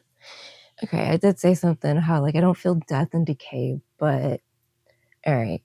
I maybe I'm wrong. Maybe I'm misperceiving what that is. And we have death card, and so it doesn't necessarily literally mean like death, right? Like physical death, but it is still here. Okay, the thing about death though is there's always a rebirth. So there's always this perpetual cycle of death and rebirth. You know, it's the snake eating its tail. It's Rahu Ketu. And so it's samsara, right? It's reincarnation. Like it's just the endless cycle of madness and chaos, I guess. And so with that said, I feel for some of you, and maybe all of you, who knows, I want to expect you're here to break cycles. Okay. You're here to break the vessels. Okay. And it's not necessarily like the rebel, although you could be. I mean, we're talking about a revolution here, but it's this in the sense that you have a purpose beyond the revolution, but is somehow deeply tied to the revolution. Something you've experienced throughout your whole life. You may be very Plutonian. Yeah, it's that death rebirth cycle. It is people who are able to go down into the underworld and rise back up again and then go back down there. Like, and it may not be something you ask for, it may not be something you even try to invoke into your life. It's just part of your life. You just have that soul that is meant to go through these transformations, or your spirit is just meant to go through that, however you want to look at it. Okay, you're meant to die and be reborn 1,000 times again. And I know it's exhausting and it's very taxing. It really is though. Like, I mean, spiritual death, like ego death, all that kind of stuff, like it's very taxing on the body. It may not, like, maybe it won't cause physical ailments, although maybe it could, because like stress causes disease, right? It's like, I always see it as like a workout, because that's what it feels like after I go through something like a spiritual, painful, whatever experience, like anything that I've gone through, it feels like a workout. And I went through one with my heart, where my heart was constantly breaking and constantly healing. And like, it was this endless, painful cycle of constantly feeling my heart break. And every time it broke, it felt like it was getting stronger, ironically, or maybe unironically, you know? And it's like, and I say it, and it's from a place of like, it's so tragic, right? It's just, and I don't want anyone feeling sorry for me. Please, I don't need that. I'm not looking for pity. I'm just like, I'm relating the story. Like, you wouldn't be watching this still if you couldn't relate, or if you were at least curious and interested. So like, you know this all too well. It's very tragic. It's very it's okay, like this movie Moulin Rouge. I love the Moulin Rouge. The one with Nicole Kidman and Ewan McGregor. Like, that's a tragic fucking love story, right? But it's so good, right? It's like, it has all the elements, all like the Romeo and Juliet kind of thing, where they're not supposed to be together, but they want to be together, and they sneak around, and you know, and it's like, it's just, and it ends in tragedy. Spoiler, sorry. It's been out for so long, so whatever. But yeah, or like Titanic, right? Like, it ends in tragedy, but it's got all the elements of love, and the chase, and the pushback, and the you know, whatever, all the elements. I can't tell you right now, but you know what I mean. And so, like, that's what I'm seeing happening here with your role in the revolution. Is like, it's a very, like, it's romantic, but it's and I say romantic in like a it's exaggerated, right? So it's really such an interesting reading. I kind of feel like I'm giving like therapy lessons here instead of like, what is your role in the revolution? But I think this, I'm supposed to. Okay. So we're just going to keep going. But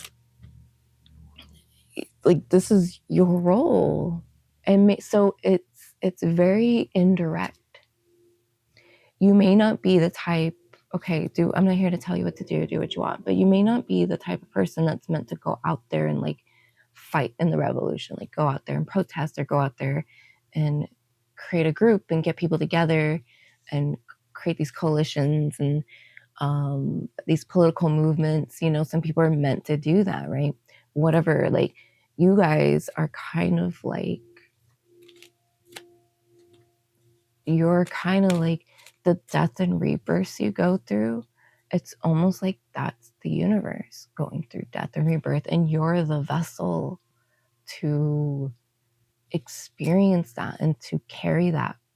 And it's like you're the vessel because you're supposed to bring that into the world. And I think that's really deep, and it's like really bold to say. So like take it or leave it. Like, and I'm not like here to like prophesize for you. Like, this is who you are, right? I'm not here to tell you your purpose, but this is just what I feel like. It's like, at least when it comes to your role in this, it's like you are meant to be that container, because they say, you know, we are God consciousness experience itself, right? Like we were created in God's image so God can experience consciousness, to experience life, instead of just being out there like in the void, wherever he may be, or beyond the void, right? Like God doesn't exist in the sense that he's not a physical, he's an emanation, but it's more than that. Like he's not a physical or created thing. Like he is the creator, right? Whatever you may believe. Yeah, I'm sorry, I don't even know where I was going with that, but okay. So yeah, I was talking about how God's here to experience itself, and so that's why they say like we are all one. We're all like, I look at it as like a coral reef. And it's interesting because I was listening to Threshold Saints podcast. Shout out to Threshold Saints. Shout out to Jin. And in the interview, Tachki was talking about coral and kind of explaining like how, and this is something I've known too, where coral is like, well, he didn't say this part, but coral is like it is like a city. It's like a membrane, basically. The coral exists as one entity, kind of like a mushroom network, right? Like a fungi network, but it has each individual like little consciousness growing off of it, right? And so that's essentially what we are. Okay. We're just not attached to the hip, right? You know, even though we have that oneness, we still are having our own individual experiences, but it all goes back to the source. And so, yeah, I'm sorry, I don't mean to make this long, and I only got one freaking card here. So it just feels so profound. Again, you're just meant to hold that space, and because we're all meant to, what I'm trying to get at is that we are here to bring in the essence of the divine source creator into our physical realm reality. Okay, or at least this is just how I see things and just what I'm channeling. Of course, go with whatever you believe, but the lessons that I've been taught, this is what I've been told and taught. So, and we have the Hangman, and it's interesting because I usually read the Hangman in a very positive light when I do my readings, but on the other end of the Hangman is the traitor. Okay, this is somebody who's also outcasted. Okay, I mean, he's a hanged man, he's being hung. But the positive aspect and the alchemical, like metaphysical side that I see of this is that it's like just basically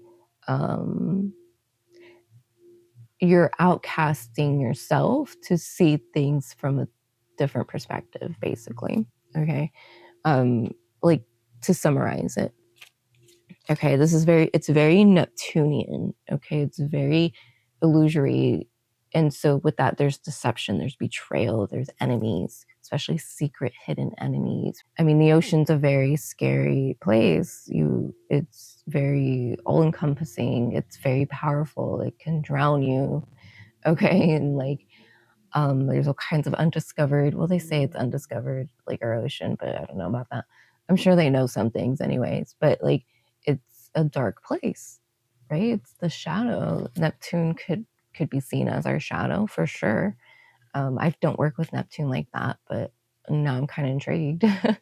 So it's because I always look at Pluto as technically like the shadow self, right? You can even say Mars has, I mean, all planets have a shadow, but I would say Neptune, it could be that space of a side of us that is either a lie or a part of us that we reject. And that's what the hangman is, essentially. It's a rejection of either of yourself to yourself, being done to you, or a rejection of perception, the rejection of feelings, a rejection of just anything in life. So it's like, it's so deep here. We have Ace of Wands. Okay, it's because it's interesting because now here's the birth. Here's the verdancy here. Here's the growth that is supposed to come out of this. Okay, like I was saying, like getting that workout, right? Getting that strength from that place, from the shadow, from the dark, whatever it may be. The rebirth is because you guys are likely creative people, whether or not you're an artist, doesn't matter. You guys are the creatives. Okay, you may not be very analytical, or you may not be very like ones and zeros. I'm definitely not. You could be, but even if you're very highly intelligent, you could still be very much lean in more on your creative side more than anything. And that could be through writing, that could be through your studying. Okay, it, again, doesn't have to be artistic, but creativity is very artistic. Okay, and so I love to see the artistic in things, in the mundane, basically. The Ace of Wands is telling me that you're meant to have a rebirth through all this. So you may be going through something right now, or have been going through something, and in the process of this revolution, you're going to have this rebirth. You're going to have this connection that goes so beyond what you perceive, and so beyond like everything you know. And it's not meant to be like showing you, oh, like this is what you don't know. It's more like coming to the realization, or coming to that moment where you see and sense and feel how all of this is beyond you, right? How it's more like the higher meaning and the higher purpose behind it. And you might already see that, like you might already see the purpose in your suffering or whatever, but you know, or in your struggles, whatever it may be. But it's like you haven't gotten there yet, I feel, to what I'm trying to explain anyways. And of course you could have had this already, like you probably have already experienced this, like, oh yeah, like I know there's something greater than what it is I'm going through, like, and it's beyond just like, oh yeah, there's a higher purpose. It's more like it's bigger than us, right? That's what I'm trying to say. You can meet somebody and have all these unexplainable feelings for them, and it's like drives you crazy and you feel crazy, and it's just like, why am I going through that, right? It's because there's something greater than you, both of you, even regardless of how they feel. They're still part of that experience, whether or not they're having it with you. Okay, we're all one, right? We're all the coral. And so there, it's beyond you and them, or you and this purpose, this revolution, this thing, whatever it may be. It's almost as a service to God in a sense. And I know I keep saying that, so I'm sorry if you don't like agree with that, but I'm just going to keep going. And I think that is, there's something very karmic to it. And we do have a fallen angel. Now, group A also had a fallen angel, okay? So you guys aren't alone. But because we have a card of a fallen angel, there's almost this karmic implication of at some point, your soul fucked up or you fucked up, whether knowingly or unknowingly. And yeah, there is a price to pay, but it's more than just, oh, you know, what goes around comes around. It's just, it's bigger than you. I can't even tell you like what it is. I can't even be like, oh, it's just your fate. No, like I can't even say that. It's so much bigger than any of us. We can say it's fate all we want, but that's not it though. Like you can't really call it anything, in my opinion. It's just so divine, basically. So yeah, very powerful, you guys. I really do hope that this resonates. Okay, so maybe just one more card. I have the Knight of Swords. And let me take a quick break. Okay, and so we have the Knight of Swords. So Aquarius energy. We also have Scorpio energy here, and then Neptune. And then we have Keter. Okay, which in my practice is very Plutonian. Okay, it's very like bringing something out from the Ein Sof, from the other side, right, into our consciousness, basically. Where Pluto's basically very similar in behavior. Okay, bringing something out of the subconscious into the conscious. Okay, and so it's very Plutonian here, and it's basically this entire reading has been that way. So if you know your birth chart, then look up your Pluto sign and see what aspects it makes, see what houses it's in. It could even be in the first house. Mine's in the first house. It is a dominant sign in my chart. I think Mercury is my most dominant, and then Pluto, but I am very Plutonian myself. So I heavily relate to all of this, right? I'm very familiar with this territory, as are you, because I feel like you wouldn't still be watching this if you weren't. So there's that. So with the Knight of Swords, okay, the Knights are typically messengers. So your role could be a messenger of sorts. It could be in storytelling. It could be through writing and communication. I could sense some maybe politicians here. I was picking that up on Group A. Group A seemed to have people who were going to take on roles like that. Okay, but you could still take a very political stance. I mean, most revolutions are political, right? But even if it's not political, like political government parties, you know, and it's something more personal to you, like just the definition of political, right, or the meaning of it, you know, you're going to take a political stance, but but as messengers, right? Look at it as like journalism, where real journalism doesn't choose a side, doesn't pick a side. Okay, they just deliver the facts based off their research, doing their best not to add their own biases into it, right? Far and few are there really good journalisms that aren't corrupt and bought out and, you know, reading a script. And even really good journalists have their own opinions, right? And they can leak into their work. So I think that's something that you are experiencing or could relate to is I mean, obviously have your own opinions and your own choices, right? But your role isn't necessarily in the actual like political movement itself, because it's not about the agendas for you guys. It's more or less underlining causes, like the underlining purpose of it all. Like, yeah, there's an agenda. Obviously, we don't want the bad guys to win, whatever that means, right? But like, where is that coming from? Like, what is the reason? I'm sorry, I lost my train of thought because I could hear my cat. He's climbing the freaking patio screen because the birds are on the patio.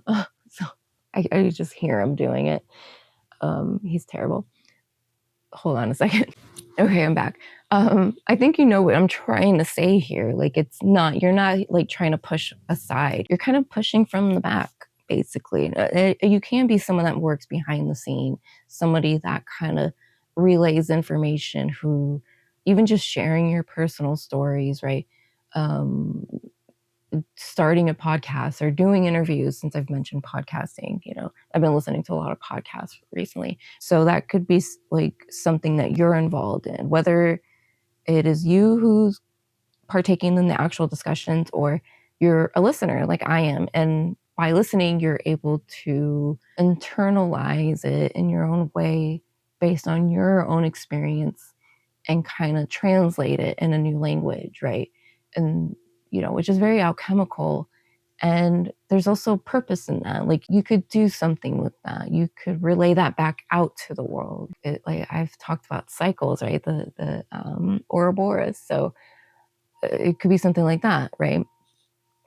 So I got a little stuck on that because I was like, really, oh, that's interesting. I never thought of that. Yeah, so there is like this back and forth. It's very mercurial as well. So maybe check out your Mercury. Maybe pay attention to, well, Mercury won't reach Pluto, like conjunct Pluto again until next year as I'm recording this. But, Mercury will make aspects to Pluto. So maybe during times when Mercury's making aspects to Pluto through transit or through your chart or whatever, however you want to go about that, you could have like these really defining moments where maybe you have these like very Keter-like experiences, light bulb moments, and you like you could just channel, like you could just download, like those could be really key defining moments for you, is what I'm saying. And maybe in those moments you're meant to take in, right, to listen. And maybe other moments, or in that moment, or as a result of that moment, you're able to like put it out there, like relay it out there. You could say postings, make a video, something, right? Relay the message somehow, write a book, write a story, right? Whatever it may be. Those are really key moments is what I'm picking up on. Okay. This is good energy. I feel, it does feel heavy, but like with this air element, it kind of brings lightness to this. It kind of brings like an uplifting factor to it.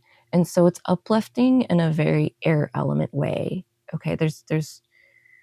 We're kind of in the mud here. This is very like muddy, like Makosh. She is the goddess of like mud, like the muddy earth, and among other things, she's definitely like one of my favorites. So it's, you could relate it to like the mud of the lotus, right? It's that maybe even like the womb, the darkness, like that place of birth, basically death, right? I mean, exactly. It's a place you don't want to get trapped in. You don't want to get stuck in mud, right? But it's also like a place from whence we came, basically. And that's in Slavic mythology, as far as we understand it. And Abrahamic belief, like we're made of the dirt, right? We come from the mud, or like clay, something like that. Yeah, that could be like a metaphor or something to think about for yourself. Like, what does that mean to you? The mud of a lotus, clay, the forming of human or life in general, right? That's like your where you retrieve from, basically. Okay, interesting. And the singing bowl stopped a moment ago. I actually feel like we should wrap this up because we are like an hour in. At least I've been recording for an hour. I don't know how this will be edited, but yeah. Oh man. And it's interesting because with group A, I also felt like, you know what, there's got to be a part 2 for these guys. Like, I feel like maybe in a year or later this year, I'll make a part 2. This is just like the beginning, like seriously. And I know you could feel it. And if you can't, then I'm telling you, like, I feel it. This is what I feel. Speaking from my own authenticity, like in a freaking helicopter flew right over my apartment. Like, is serious shit going on, okay? Like, seriously though, especially if you're watching this in 2026, before anything gets too crazy. It's already crazy, but like, whether or not it happens to you or anyone you know or to us or whatever, there's very crazy things happening, okay? We all have a role, and that's why I'm making this video. And that's why I've been called to make this video for months, okay? And I'm like, that's why I say don't take this too seriously, but do sense how important it is that you are watching this at this time, even if you're not watching this in 2026, but especially if you are. But I can even say that because all, you know, major turning points in life are very valid experiences and very valid, these are moments to remember, maybe not hold on to and cherish per se, but these are very defining moments in our life. And it's not personal, it's all of us. That's what makes it as powerful. And that's why, like, as I'm talking right now, I'm very passionate about what I'm saying, like, because this is what I feel deeply, okay? So, like, just know that, like, this shit is gonna pop off, and we all need to be ready and prepared, and we all need to know what our roles are. And I think it's important to distinguish that, because it's easy to get really lost in all the chaos that's going on and about to go on, whatever that may be. And I'm not trying to prophesize. It's just what I feel. If nothing happens, fucking wonderful, great. We can all go home. Okay, but we'll see, right? And I'm thinking of that gif of that poor little boy laughing, and then he starts crying. Maybe I'll put it on the screen. But yeah, it's that energy. You know, get it together. Fuck. Anyways, bottom of the deck is the star, guys. So, like, trust, because you are in good hands. Okay, this is all very divine. The more you connect to the divine aspects of everything I've said in this video, the more rooted and grounded you'll be. It's so much more than just, I need to ground into my body and, you know, do yoga and like be here now. It's that spiritual grounding I was talking about. Yes, you got to work your root chakra, but you also got to work that fucking crown. Okay, you got to, it's like finding a way to ground into that. And so if you look at it as like the tree of life, typically we travel up because we reside in Malkut. It's, some Kabbalists will say it's impossible to work with the tree starting at the top, because that's not where we are. I beg to differ, but for my own reasons. But, you know, at least I like to study from the top down. But I mean, that's where the lightning bolt comes from, right? So for me, that makes the most sense to study it that way, because it's like, well, I'm trying to look at things from the source. I'm trying to get close to how the source is seeing it, right? I'm not trying to look at it from my perspective. Oh, that's just me though. But, you know, what was I getting at? So, you know, the root is like Malkut, and then the crown is like Keter, right? You want to ground in Keter. So it's almost like it's not churning the tree upside down, but it is like the hanged man. It is like a reversal, like a pole shift. You want to shift your own pole, your own polarity, your own Merkaba. You want to shift that, okay? You want to get your root touching your crown, maybe even literally. Maybe you do need to do some yoga like that, but, you know, alchemically, spiritually, whatever, metaphorically, whatever your practice is, like, you want to do that, okay? So, of course, do what you want. I'm not here to tell you what to do, okay? I really hate doing that, but I'm literally a messenger, okay? So do as you will. But we have Aquarius energy again with the Knight of Swords here too, in the star. Okay, so do you guys see? Do you guys see what's going on? Okay. We have rose quartz. And I was almost grabbed the calcite. I wanted to call it citrine, but it's calcite. I almost grabbed that one, but I was called to grab the rose quartz. And I don't have like, I don't remember like crystal associations off the top of my head, because I feel like sometimes they're not always like true, and it's just like, I feel like it's I used to put like importance into that, like, oh, like, you know, Sagittarius is lapis lazuli, right, and Capricorn is red garnet, right?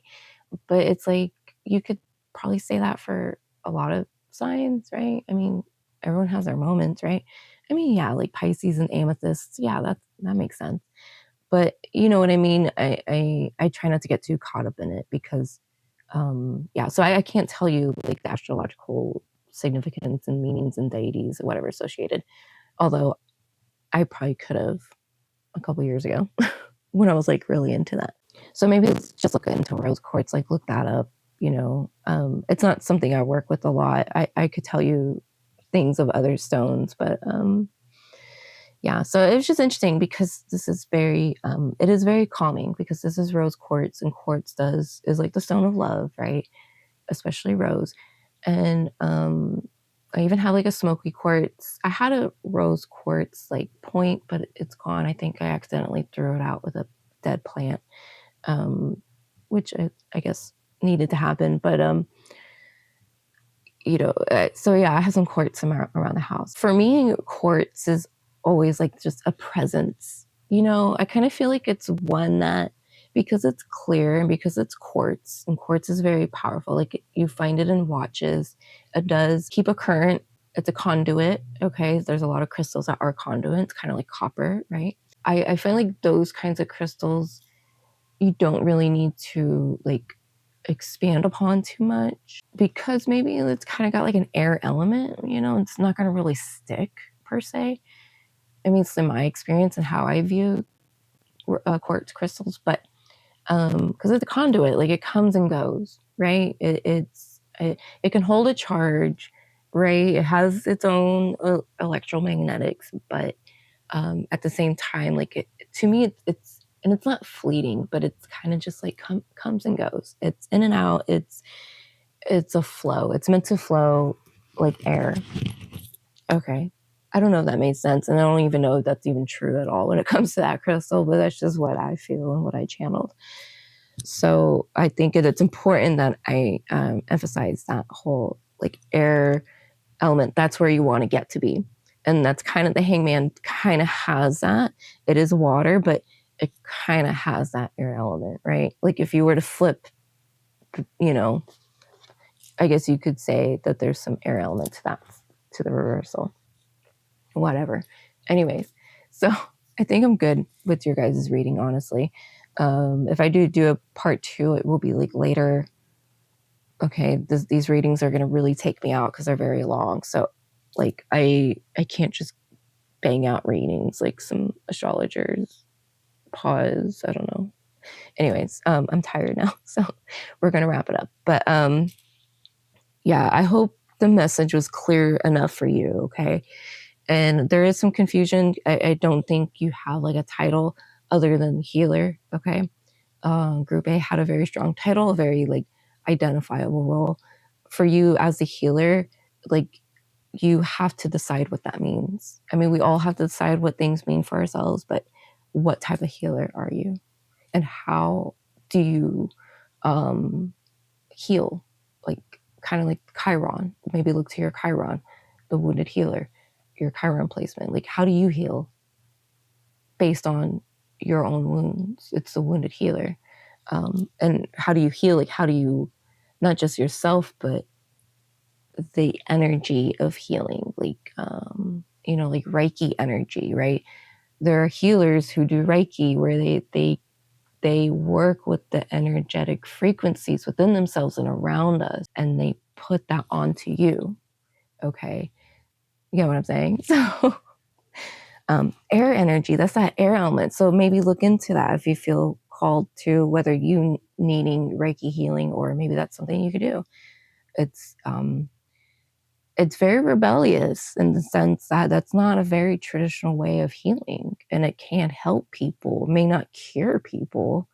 I don't think Reiki has ever cured me, but it's definitely, and many times healed me, or at least given some kind of assistance, even if very like minor, um, whatever. So yes, go with that. I'm gonna stop now. So I'm just gonna keep yapping. So now I will move on to the pendulum part of this reading. Okay, well, I want you guys to think about a question. Ask yourself this question, say it out loud, think about it, maybe even write it down. Might be cool to write it down, and then whatever the answer is, write down the answer. Okay. And it could be related to everything in this reading, or just everything about anything at all, honestly. It could be something completely different, like, am I going to get a raise? It could be something like that. Whatever you feel called to ask, we will get an answer. So, but before that, I just want to thank you guys for watching and being a part of this reading and allowing me to read for you and to tune in and tap into your own energies and frequencies. I know that can be a very vulnerable thing. And also, I do tread lightly because I'm, creating an energetic bond with you guys. And that's something to think about every time you receive a reading from a tarot reader. It's something I've mentioned in previous videos, that you are essentially creating an energetic tie to a reader and allowing them to tap into yours. Kind of like you're allowing them to like grab onto your energetic cords, basically. And so when I do readings, I love to release all of that when I'm done. So even I tell my clients, like, sometimes I'll be like, I don't remember what I read for you in your last reading, and it's nothing personal. I just, once I do a reading, I send it out and I'm done. I mean, for this, I have to edit the video. After that, I'm done. Sometimes I might watch it on YouTube, give it a view, whatever.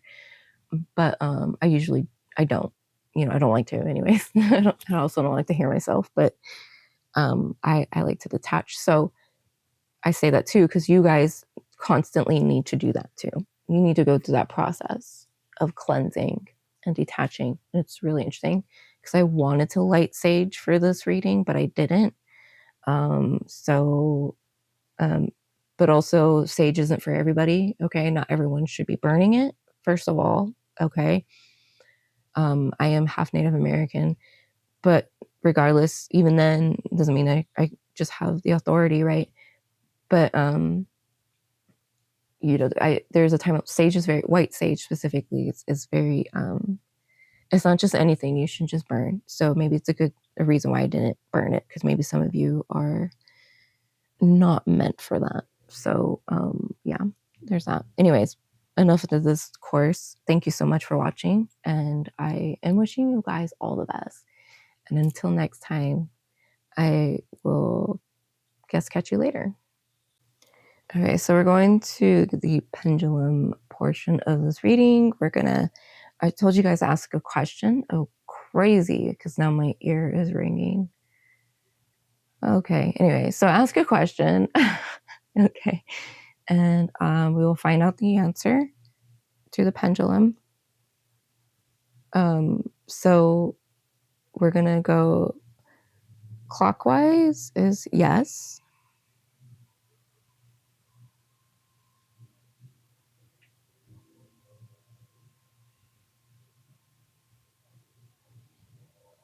My arm keeps twitching. Clockwise is yes. It's going clockwise. I don't want to waste time. Counterclockwise is no.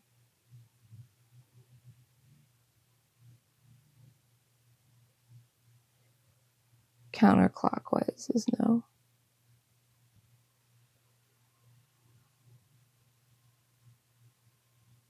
Okay. Side to side, left to right is maybe.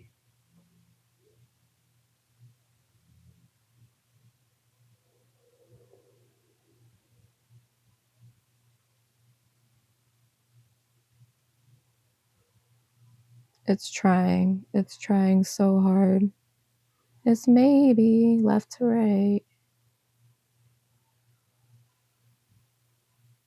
Okay. It's okay. And then front and back is like unclear. Unclear. Need more information.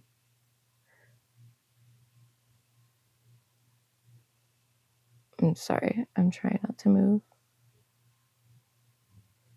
Front and back unclear.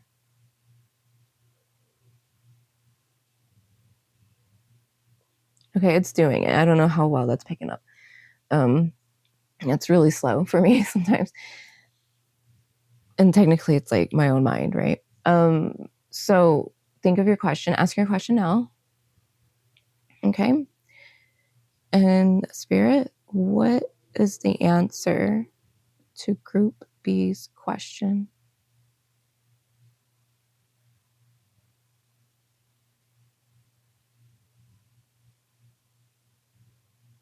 What is the answer to Group B's question?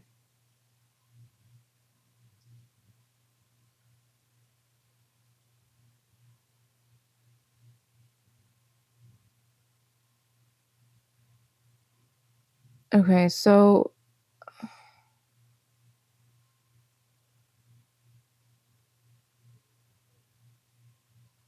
I'm getting like a no. Okay, I'm gonna try to stay still again. It's hard to just talk and stay still. Honestly, I was getting a no and like unclear.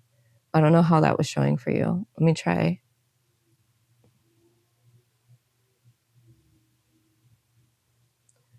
What is the answer to Group B's?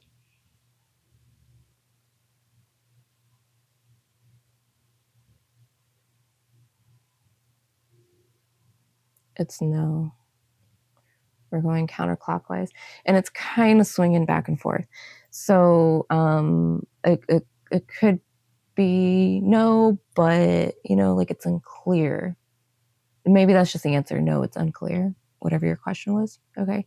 So I hope that resonated. I hope that answered your question. Okay. And thank you again, Group B, for watching. Really appreciate your company and your time and supporting my channel and my work by watching me. Please do like and comment and subscribe if you haven't yet. And feel free to follow me on social media. And you could also book a private tarot reading with me if you are also interested in that. All right. Thank you so much, Group B. Blessings, everyone, and welcome to your reading. My name is Cassandra, and today I will be your tarot reader. So if you picked Group C or this selenite wand crystal, let's see if we could focus, then this is your reading for what is your role in the revolution.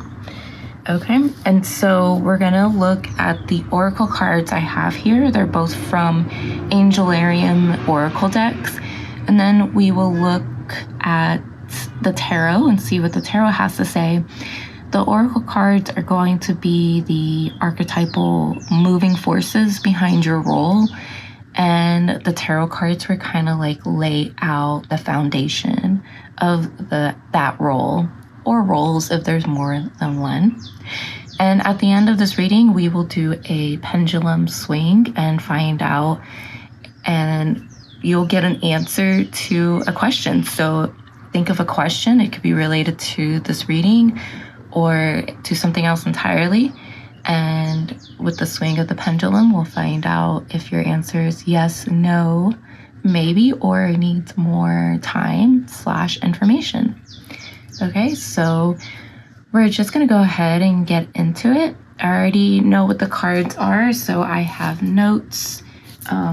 For today's notes, they're going to come from Wikipedia. And yeah, so you could find that information through Wikipedia. Okay. And I think that's all I need to say. So let's go ahead and jump right into it. So let's go ahead and take a look. And for you guys, we have Esraphil, Angel of Song. So I hope it's focusing. I apologize if it doesn't focus. Doing my best. Okay, Angel of Song. And the next card, this one is from the Angelarium Oracle of the Fallen tarot deck. And this one is Sidereal, Angel of the Mountain. I hope it's focusing. Okay, Sidereal. I like these cards. Okay. There's something grounding about this reading, okay, in these two cards, but there's also something very lively about it.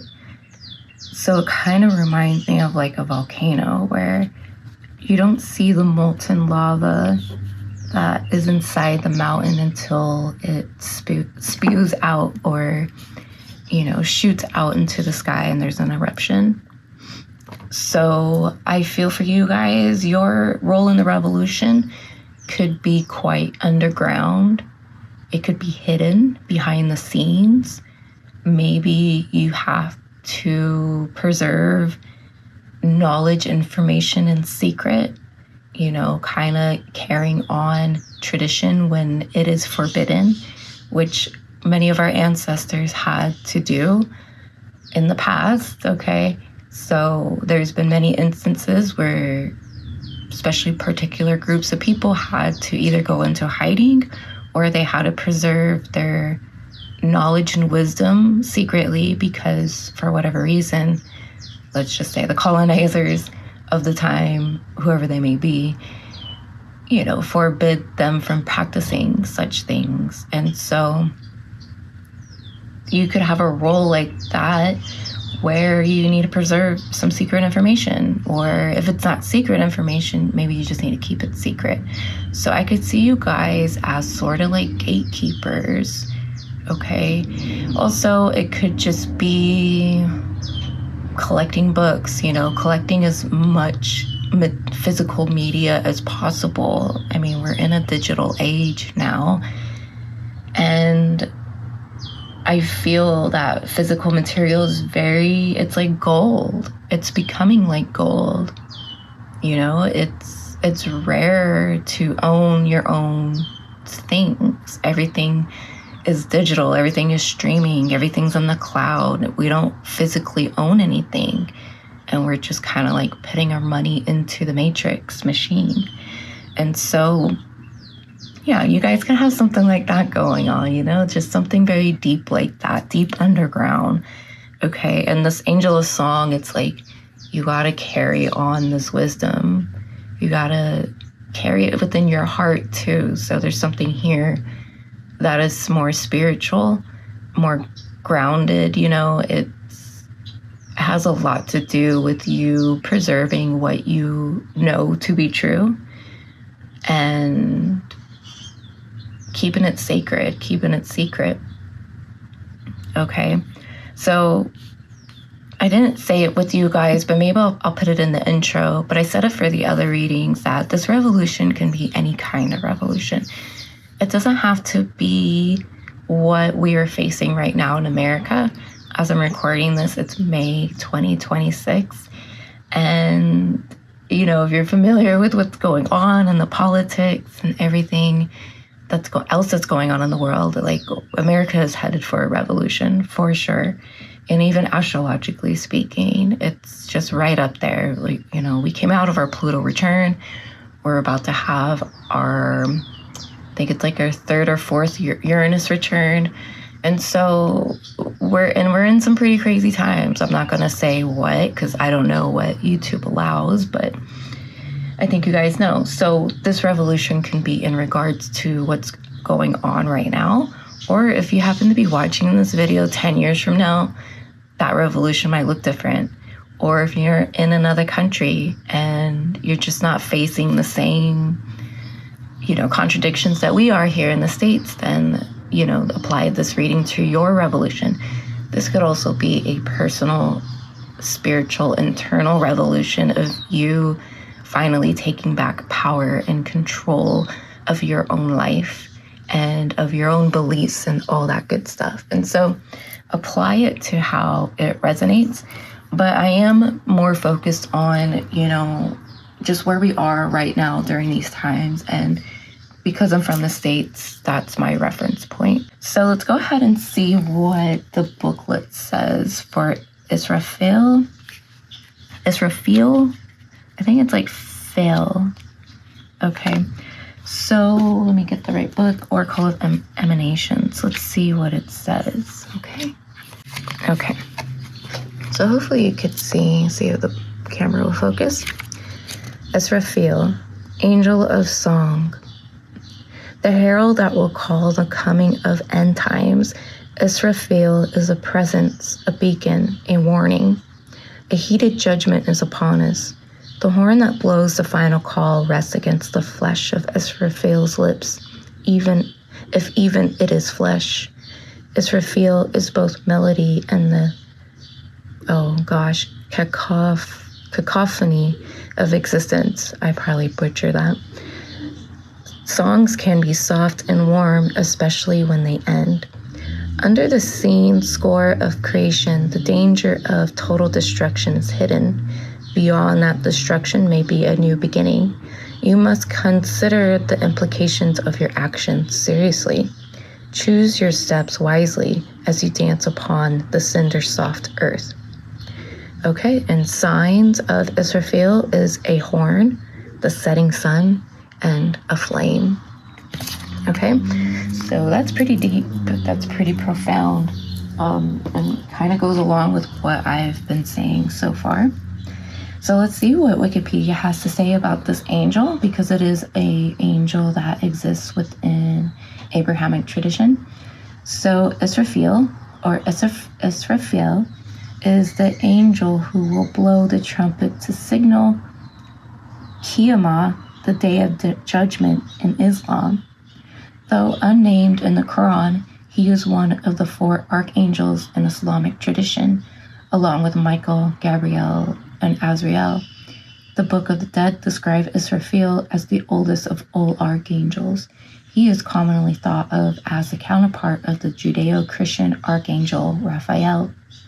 Israfil is portrayed as writing the destiny of humans and all commands of God to the other archangels with the pen, Galam, which he carries with one wing. With the other wing, Israfil covers his face, unable to look at God. Whoa, so that's pretty cool. He is considered the oldest angel in Islam, the oldest archangel. So I think that has some significance. And it kind of goes along with what I'm saying here about how you need to preserve knowledge and information and carry that wisdom, because there seems to be a threat to information in general.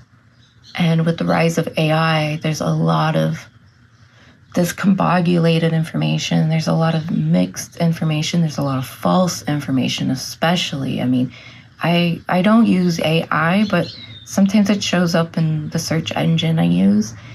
And a lot of times it's not correct, you know, and sometimes it is if it's like really easy information to pull up. But I find so many errors in it, and so many people rely on that information as truth or factual. I mean, I had to mute and block Grok on Twitter, you know, the words, the page, whatever, because I was so tired of seeing people asking, you know, is this true, Grok? It's like, God, you know, you can't think for yourself, or you can't go and do actual research, you know, like legitimate research where you look at the sources, where you find the sources, where you see who wrote the sources. Like, no, people just ask Grok and run with it. And it's very dangerous, especially when you know who's behind these AI systems, which I will not name. They are basically the people who are fucking everything up, quite frankly.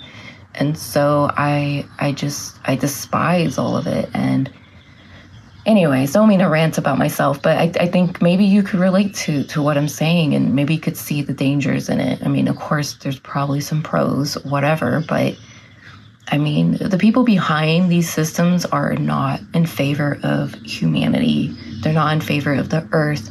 They're only in favor of power and money and control.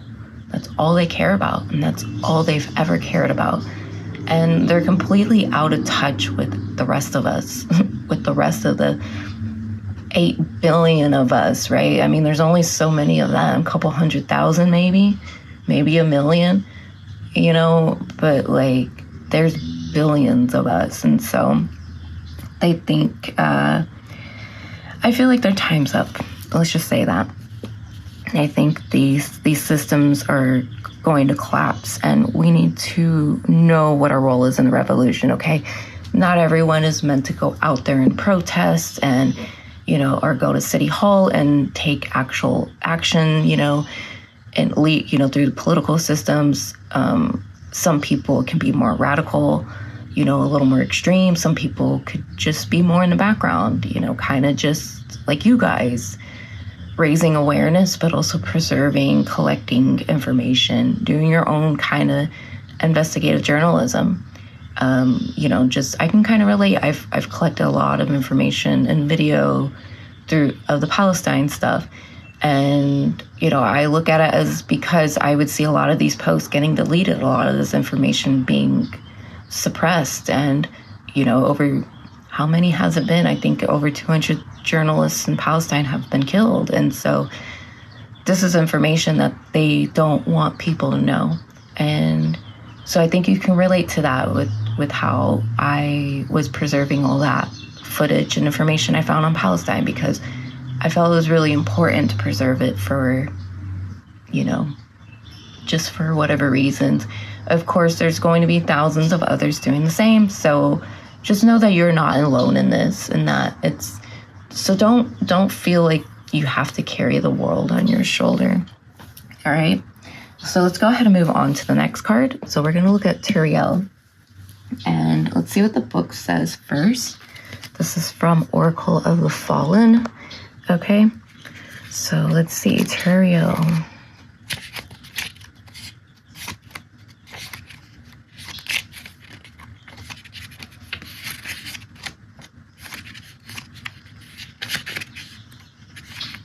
Okay, Sidereal. And I know I've pulled this card before. I can't remember where. All right, okay, let's try to open it up more. So Sidereal. Hopefully it's in focus. I'm sorry if it's not. Angel of the Mountain. The way Sidereal carried his massive stature was a matter of public spectacle. His feats of strength were sometimes put to good use, but often bled into showmanship. The praise people showered him with seemed to sustain Sidereal almost as much as food and water. Crowds gathered to seek the mighty Sidereal's favor. They hailed him from afar at the common grounds and sought to catch a glimpse of him, preparing for his hunting party. Gifts and food and gold were brought to curry favor. Weapons and jewelry were bought in his honor whenever they could be spared. The men that truly impressed him were made part of his story, a grand tale in which each night was a feast, each drink was a toast, and each lover was a grand affair. The domain of Sidereal is power, greed, and legends. Very interesting. Card meaning. It is easy to be numb to the influence we have over others. Power comes in many forms, and some powers arise without our knowledge. Don't be callous. Let your actions speak for themselves. Be mindful of those caught in your wake. Without proper care, you may achieve your goals at an expense of the only things in life that truly matter to you. Whoa, that's pretty deep. I mean, these readings are deep anyways. This is a pretty heavy reading, I'm not gonna lie. So yeah, just take what you will with that.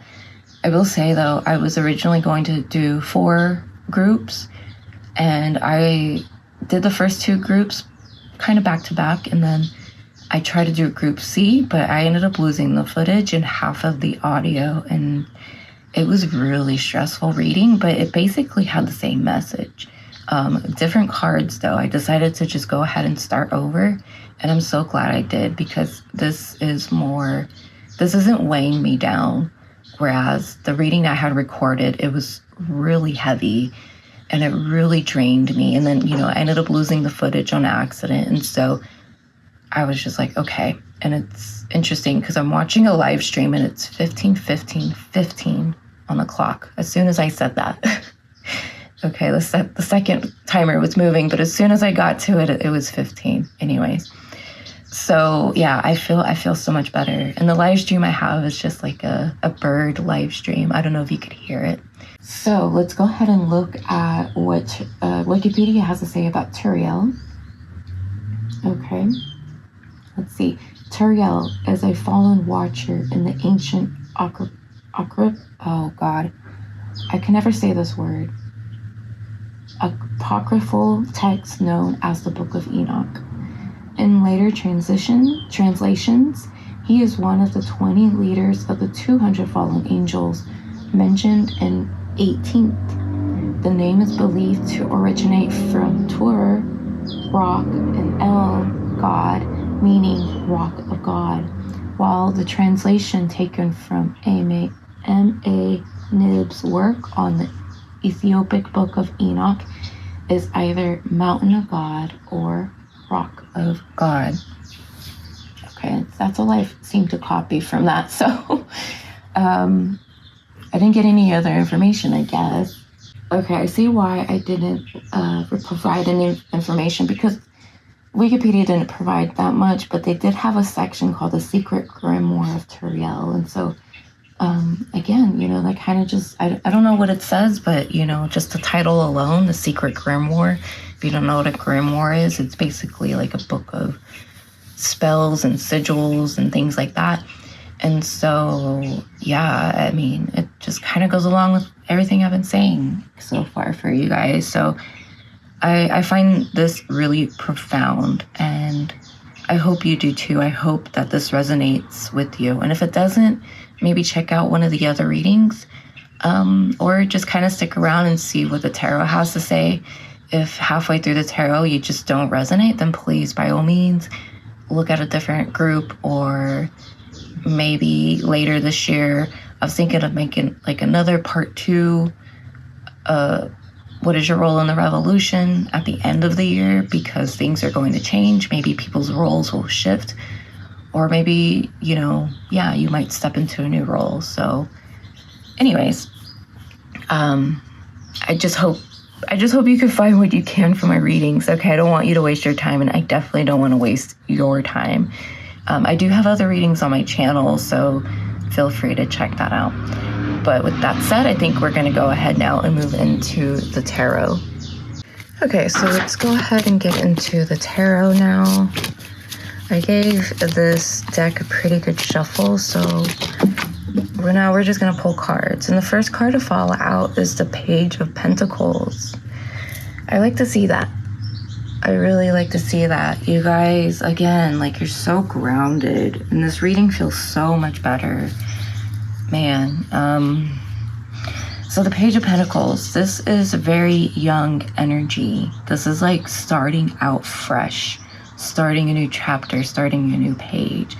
This could also represent children. So if you have any children, they could play a significant role in this revolution, or either this reading is for them, okay? Or you guys are going to do this together. You and your children, grandchildren, whoever. You guys are in it together. You guys are on the same page. You guys maybe have the same mission, okay? Or this could also be you working with the youth. So maybe you are a teacher. Maybe you are a counselor, okay? And so an educator. Maybe you work at the library. So, you could be involved with youth, children, youth activities. Or maybe this is a sign that you are doing this for the youth. So it's selfless. It's not about you and your future. It's about the future of generations to come, especially those behind you. So some of you may even be millennials or Gen X. And so you're thinking about Generation Z, you're thinking about Gen Alpha, you're thinking about them and what lies ahead for them, because you're looking at what is ahead of you, and it's, not so great, right? So you can only imagine what it's like for the children, because there's so much more behind than you are. They have a much longer way to go. And so, yeah, this energy, regardless, is very young. It's very grounded. Okay, aside from that, this could be you literally starting a fresh page, a new chapter in your life at this time. So again, this revolution doesn't have to be anything outer worldly. This could be something happening within you. This could be something that you are initiating as well. I do feel like you are taking action. You are being realistic and rational about it. Okay, this is Earth Pentacles energy. And this is the beginning of the zodiac. Okay, this is Aries, Taurus, and Gemini.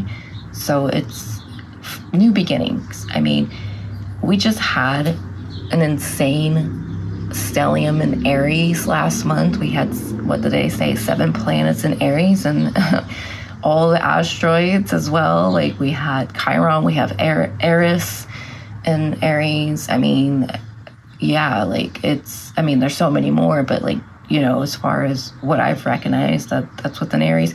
We had the nodes, right? I don't know, maybe not, I'm sorry. So no, because the nodes are switching. They're pretty behind, actually.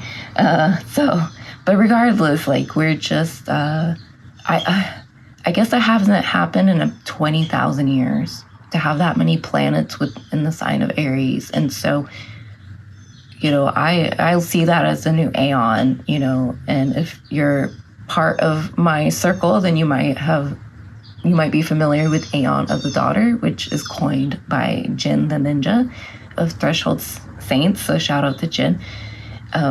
He talks about the Aeon of the Daughter, and so if that sounds intriguing, I highly recommend that you check out Threshold Saints. He is a podcast, and he's not the podcast, but he has a podcast, a YouTube channel, a Twitter space, and he talks exclusively and extensively about this Aeon. Okay, so and there's a pigeon on the live stream. That's so cute. He just kind of came up out of nowhere. Anyway, so, and it's interesting because pigeons are carriers of messages. They were messengers for thousands of years, you know, before the rise of like mail and airplanes. And now we have digital instant sending messages instantly through the matrix machine. And so it's interesting how pigeons used to be the one to do that for us. These are signs, you know, these are messengers. So pigeons are everywhere, but if a pigeon happens to land next to you, then take that as a sign. He's got a message for you. And then just ask the universe, okay, well, what is the message? And whatever comes to you is probably what the message is. Anyways, I didn't mean to get off track. Okay, but I was saying, I don't even know what I was saying. But I just see this as new beginnings, and there's a lot of excitement too. And you're very realistic. You're very like, you can't be in a fantasy. You can't have your heads in the clouds when it comes to this information. And it's interesting as I say that because the High Priestess comes out. Okay, and this is about information that's kind of just in the aether waves. It's out there. It's the stream of consciousness, okay? She wears this blue robe of sorts, and it flows down like water, okay? And this robe spills onto the other cards. This is actually the flow of consciousness, of the divine feminine conscious life force energy. And it flows all throughout the major arcana. And you'll see it like on the Empress. There's a waterfall. Okay, that's literally the flow from the High Priestess's robe. Her consciousness flows throughout all the cards at this point. Okay, before her we have the Fool and the Magician, where you don't see any water. Okay, but yeah, it's when you get to the High Priestess that does this come in, you know, after the Magician, after you will your power, after you alchemize and take control and manifest, you know, and engage with the spiritual, with everything, with the universe. That is when the flow of consciousness comes to you, okay? And so you guys literally are like, you guys are so intelligent. Like, you guys could be teachers, professors, or like, you know, well-read, right? Like you're very intelligent, okay? And you could also be very deeply spiritual, very deeply connected, whether or not you partake in it per se, like you do anything about it, it's there and it's ready. And just know that the High Priestess is a sign that there's a wealth of knowledge and information within you. And I feel there's a lot of untapped knowledge and information within you that you're completely unaware about, and that you will not become aware about until the right circumstances, until the right time, okay? And that has a lot to do with your active involvement, okay? But also, you know, it's kind of like the star card where you have to wait for things to come into alignment for it to work out, okay? You know, it makes me think of this, I guess it's like a quote, but more like a meme that I've seen on Twitter many years ago. And basically they just posted something like, you know, my soulmate's like an idiot or something, saying something like they probably hit their head and fell, you know? And so that's why their soulmate hasn't arrived yet. So it could be something like that, like information. Well, maybe not like that exactly, but you know what I mean, to where it's like the information is just kind of lost, and it needs to find its way to you, okay? And so what you could do is meditate and to engage with the universe. I said how, like, if a pigeon lands next to you, ask the pigeon or ask within yourself, like, well, what message do you have for me? And literally whatever thought comes to your mind, even if it doesn't seem profound or powerful, or if it seems like it's just your own thought, take that as the message. Like, whatever it is, whatever comes up, take that as a message. Because that is the High Priestess working through you. That is the higher realm of consciousness that is kept there on the tree of life, coming through to you, okay? And I look at the suits, the Page, Cups, Wands, Swords, as Keter, because that's where the aces reside on the tree of life. And you could look at it, the Page of holding that Sephiroth in his hands. He's contemplating it. He's engaging with it. You know, the Page of Pentacles is definitely one of contemplation, of observation, you know, really looking at the fine details, seeing what information they can get based on what they could see. So it's a very tangible, okay, it's a very materialistic, okay, that's what Pentacles is. It's here in the now, what I can physically touch, what I could physically see, okay, what I can observe with my own eyes. And the High Priestess is what you can observe with your own mind, with your feelings, with your heart, with your thoughts, okay? It's not tangible. It's not something you can see with your eyes. I mean, sometimes it is, but you know what I mean? It's something that you receive, like an antenna. Uranian energy, moon energy, it's receptive. You receive. The moon receives light from the sun. It does not emit any light at all whatsoever. It's a rock. I was about to say it's a dead rock, but it's not, okay? I see all planets as living, I guess, entities, you could say. They do carry their own frequencies, okay? Whether or not there's any life or atmosphere doesn't matter. The rock itself, the sphere itself, the Sephiroth itself is its own living thing, okay? So let's go ahead and keep moving. I feel like you guys have a very different role in this revolution compared to the first two readings. It's not as like rebellious and straightforward and out there in the world. Again, like I said, not everyone's meant to go out there and take to the streets. Not everyone's meant to go out there and take political action and, you know, go through the legal systems, okay? And not everyone's meant to go against the legal systems either.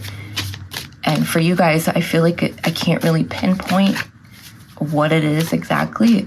It's for you to decide and to cultivate how you go about this role that's been given to you or bestowed upon you. All right, next card. We have the Queen of Swords in reverse. So I feel like this signifies enemies. you need to be really careful. Okay, this is Libra energy. This could be Libras in your life, or because it's in reverse, and Libra is like the middle of the zodiac, okay? In fact, I guess you could say Virgo is, because Virgo is the 6th sign and there's only 12 signs. But when you look at the house systems, the 7th house, which is ruled by Libra, it's the middle of the chart, okay? It's the halfway point of the chart. And so this is cardinal energy. So you want to look at your 7th house and your relationships with people, okay? Because I do feel like there's enemies behind this card. But also look at to where Libra is in your birth chart and see where that house sits. If it sits on a cardinal point, your rising, the IC, the 7th house, or the midheaven, then you have it's being activated. And this is where people are going to try to derail you or attack you. Okay, so if it's your first house, if you're a Libra rising, it could be everything that you stand for, that people, the government, whoever wants to take down, okay? Doesn't have to be that extreme, but metaphorically speaking, this could be, if this is your midheaven, your 10th house, it could be your line of work that you do, your vocation, your presence on social media. Okay, it's how the world sees you. That's where you could see these enemies. But I don't want to focus too much on the whole enemy aspect of this, because I don't want you to feel like you're at threat or you're in danger. But as someone who has to preserve knowledge, there's going to be threats. And so whatever that threat may look like, you must deal with personally. So I mentioned how in the beginning of this reading, how, our ancestors had to keep a lot of things in secret whenever new colonizers or new power rise to existence, and, try to suppress that and all whatnot. It's kind of like that, maybe it could be the government itself. Maybe there could be rules and laws, free speech is being attacked every day. And so you have to go about things very differently. You have to kind of like work your way around these things, okay? Okay, I got 2 more cards. I have the 9 of Pentacles and the 2 of Wands. And I just see more preservation. I see more of you being grounded and being really true to yourself. For you guys really gotta just be authentic. And I really feel like this is a year of authenticity. I feel like Saturn transiting Aries is just a time for us to really take back our power, to really showcase who we are, to not be afraid to be who we are, to stand up, to speak up, to stand out, whatever it may be. And so you guys are really like tapped in and tuned into that. And you might even be feeling the push of that. And Aries is the opposite of Libra, okay? And so you might even perceive things as threats when it's not a threat. I think it's just meant to challenge you. So look at it like that. There could be a lot of challenges here. Okay. I mean, this is a Queen of Swords. She's kind of a threat, and she's holding a weapon. And it's interesting because she's not facing forward on the card. She's not, it's interesting. She's kind of more concerned with, the Swords cards kind of look the other way in a sense, even if there's any forward face. There's actually quite a few forward facing, but like it's more Iranian, it's more future facing, it's more intellectual. So just keep that in mind. The 9 of Pentacles is cool because it shows preservation. It shows you being successful in your endeavors, whatever they may be. So whatever your role is, you're going to have a lot of success. The 2 of Wands too, like you guys, like I said something about physical media and needing to like preserve that, like collect books or whatever. That's kind of like what this is with the Pentacles, because it's all physical. Again, it's all tangible. It's what you see and can touch and feel. Okay. And then I feel like you are going to be able to cultivate so much that it opens up so many new doors for you, and that you go on a whole new adventure once more. So I feel like there's going to be a lot of changes based on new information. Okay, you're going to have to open up a lot of doors here. Okay, and you're going to have to leave some of those doors open. Okay, so we're not burning bridges here. Okay, we are leaving room for opportunity, because we need to allow doors to open so the consciousness of the divine feminine to flow through, to have a passageway through.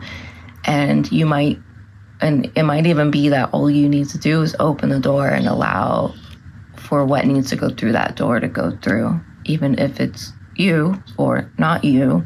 Okay, like, you guys are gatekeepers. Okay, I mean, I don't know what else to say. So you guys are here to like set up opportunities for others. Again, something connected with the youth here. So you are opening doors for the youth. The information you share, the information you preserve, the secrets you share, and the secrets that you preserve, you're the messenger.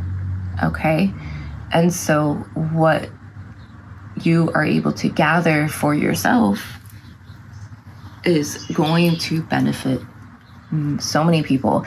And, you know, it may not seem like that. Like, maybe you aren't connected to the youth in any way.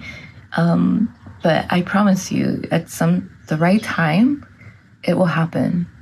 Okay? At the right time, the right people will find what it is you're preserving. That's really powerful and deep. So just keep that in mind.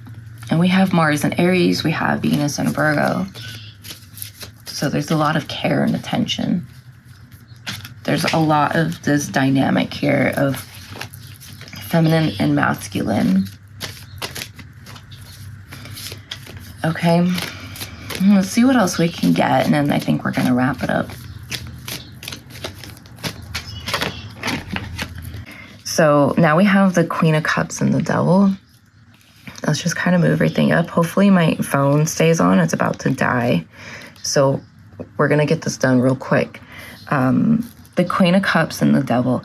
The Devil, do not be alarmed, because this is you breaking klifas. This is you breaking from what once kept you trapped, kept you constrained, kept you in fear. Okay?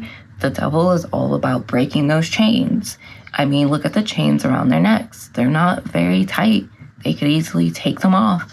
But a lot of times we get really attached to these things. Okay, this is Capricorn. Capricorn is loyal by default. That is their downfall. Okay, but it's also their rising. It's also how they make it to the top of the mountain, right? You have to be dedicated. You have to be loyal. You have to be all in, or else you're going to fail. That's just how it is, right? It's Capricorn energy. But the Devil, right? That's the trap of the Devil. And so you have to recognize these things within yourself, within your path, within your role in the revolution. What needs to be broken and what needs to be dedicated to. Okay, it's like working really hard, putting in hours just to get money. It's a sacrifice. What sacrifices need to be made? What sacrifices need to be let go of? Queen of Cups is Cancer. This is opposite of Capricorn. So again, there's a lot of polarity here. There's a lot of you having to alchemize everything. And I mentioned that with how the Fool and the Magician that come before the High Priestess, how they don't, there's no water to be seen, maybe on the Fool card, but it's very far down below, right? It's not into the High Priestess that we get the water element, that we get the flow of consciousness, the flow of divine wisdom. Okay, she sits between the two pillars of the tree of life. She sits in front of the tree of life. and she holds the Torah. She holds the sacred knowledge. Here we are now with the Queen of Cups, who is sacred towards the cups. She is the gatekeeper of the water. And here we have, once again, the flow of consciousness from the High Priestess, okay? And so,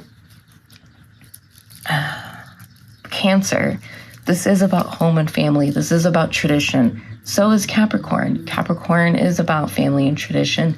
It's just more seen as the masculine type, although Capricorn is deeply feminine. Saturn is a very feminine planet, actually, before it made into a masculine entity, masculine figure. But it's still very feminine, and Cancer is very feminine. But some people view Cancer as very masculine, and I mean, I could see that. You know, they see Capricorn as a mother and Cancer as a father, and so regardless, this is about mixing polarities. This is the alchemy of magician. It's not until you take your own will into your hands can you manifest and alchemize and do the spiritual work. It's not until you are a master of yourself can you really, you know, go forth. Can you really cultivate that? And we have the Eight of Wands. I don't know why I decided to kind of shuffle, but that was the very first thing that come up. This is Mercury and Sagittarius. This is that preservation of knowledge. This is about looking at the future. You are concerned about what's being left behind, but you're not looking at the past. You're looking at the future, and you understand that what is to come is what is going to stay, in a sense, right? I mean, we're constantly moving, but you get what I'm saying, metaphorically speaking. Okay? And this is fast, rapid energy. So I feel like once you've opened up these doors here, this energy is going to come in real fast. And you need to make a decision. You need to decide, what am I going to sacrifice and what am I going to keep? And what you need to keep is something that is close to you, close to your heart, close to your mission, close to what you feel and believe is right and just and fair and needs to be remembered for aeons to come. We are at a turning of the aeon. You could say we left Kali Yuga. You could even say we're entering Age of Aquarius, which I don't think is happening yet. I mean, we're in the first 300 years of it, probably. You know, we're on the rising of it. But regardless, we're in some very powerful, profound times.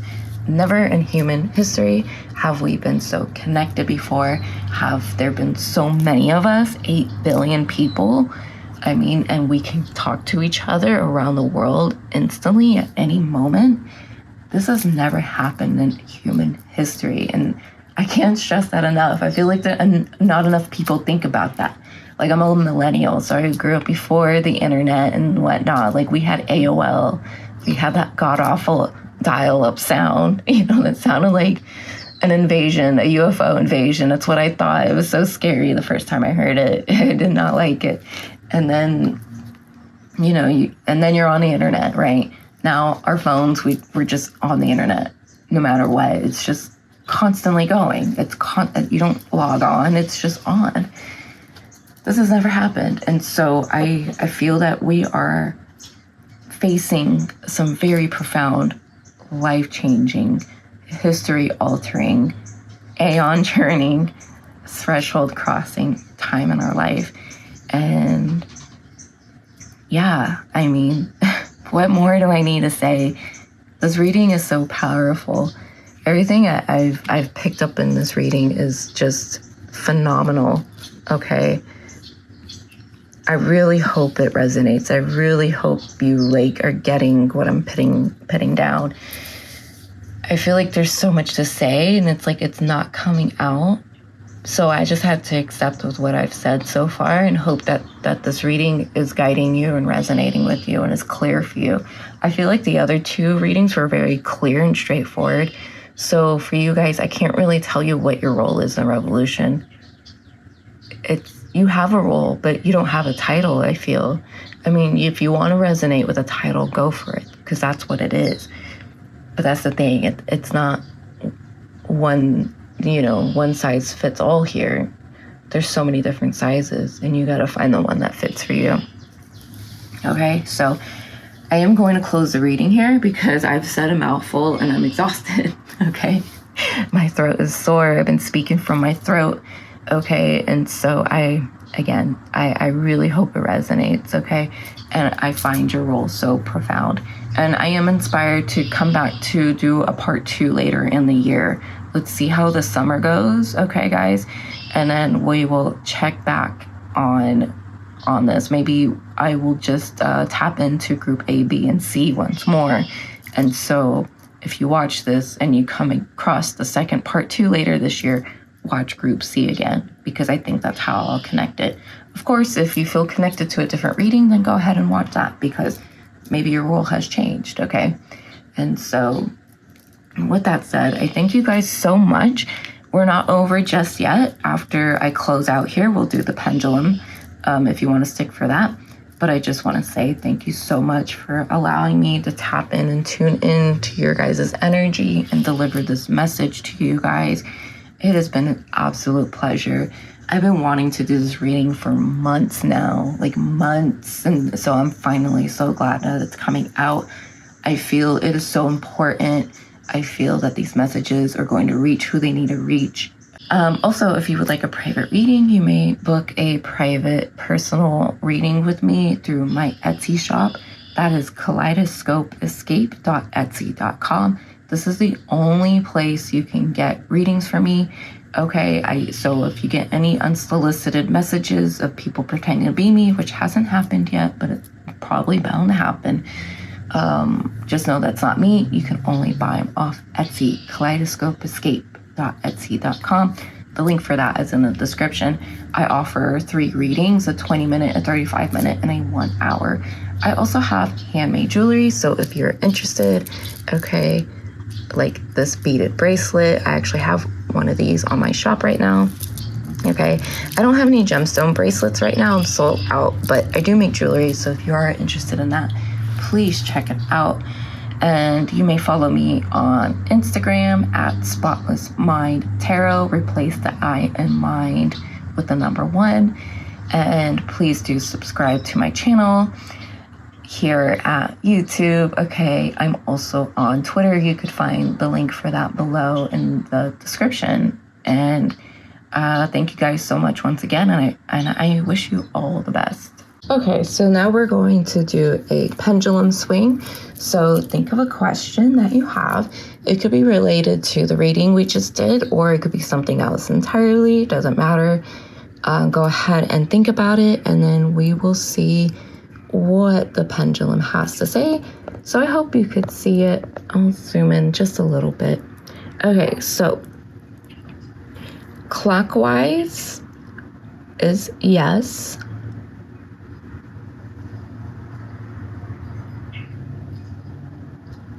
Clockwise, buddy, you're going counter.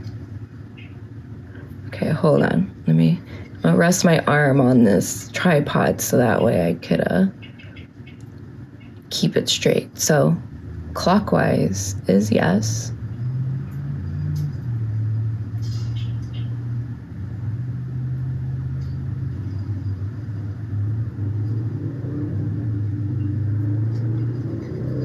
Can you see it? Clockwise is yes. I don't want to waste too much time. All right, counterclockwise is no.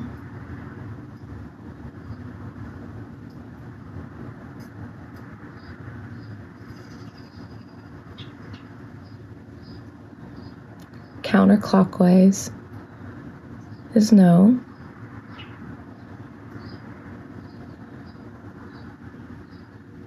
Okay.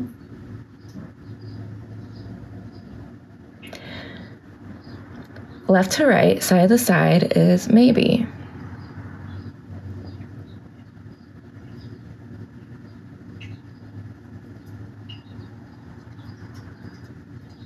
Okay. And front to back is needs more information or it needs more time. Front to back. Not spinning though. front to back.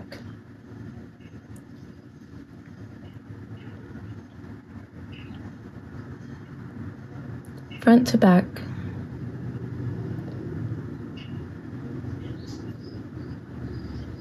Okay, it's doing it. Okay, I don't want to wait for it to like do it so much to where you can really see it because we'll be here all day. So think of your question, okay? Ask it right now, and then we're gonna see what it says. I have to be quiet so that way I don't move or jerk. I don't want to influence. I want it to answer on its own. So, what is the answer to Group C's message?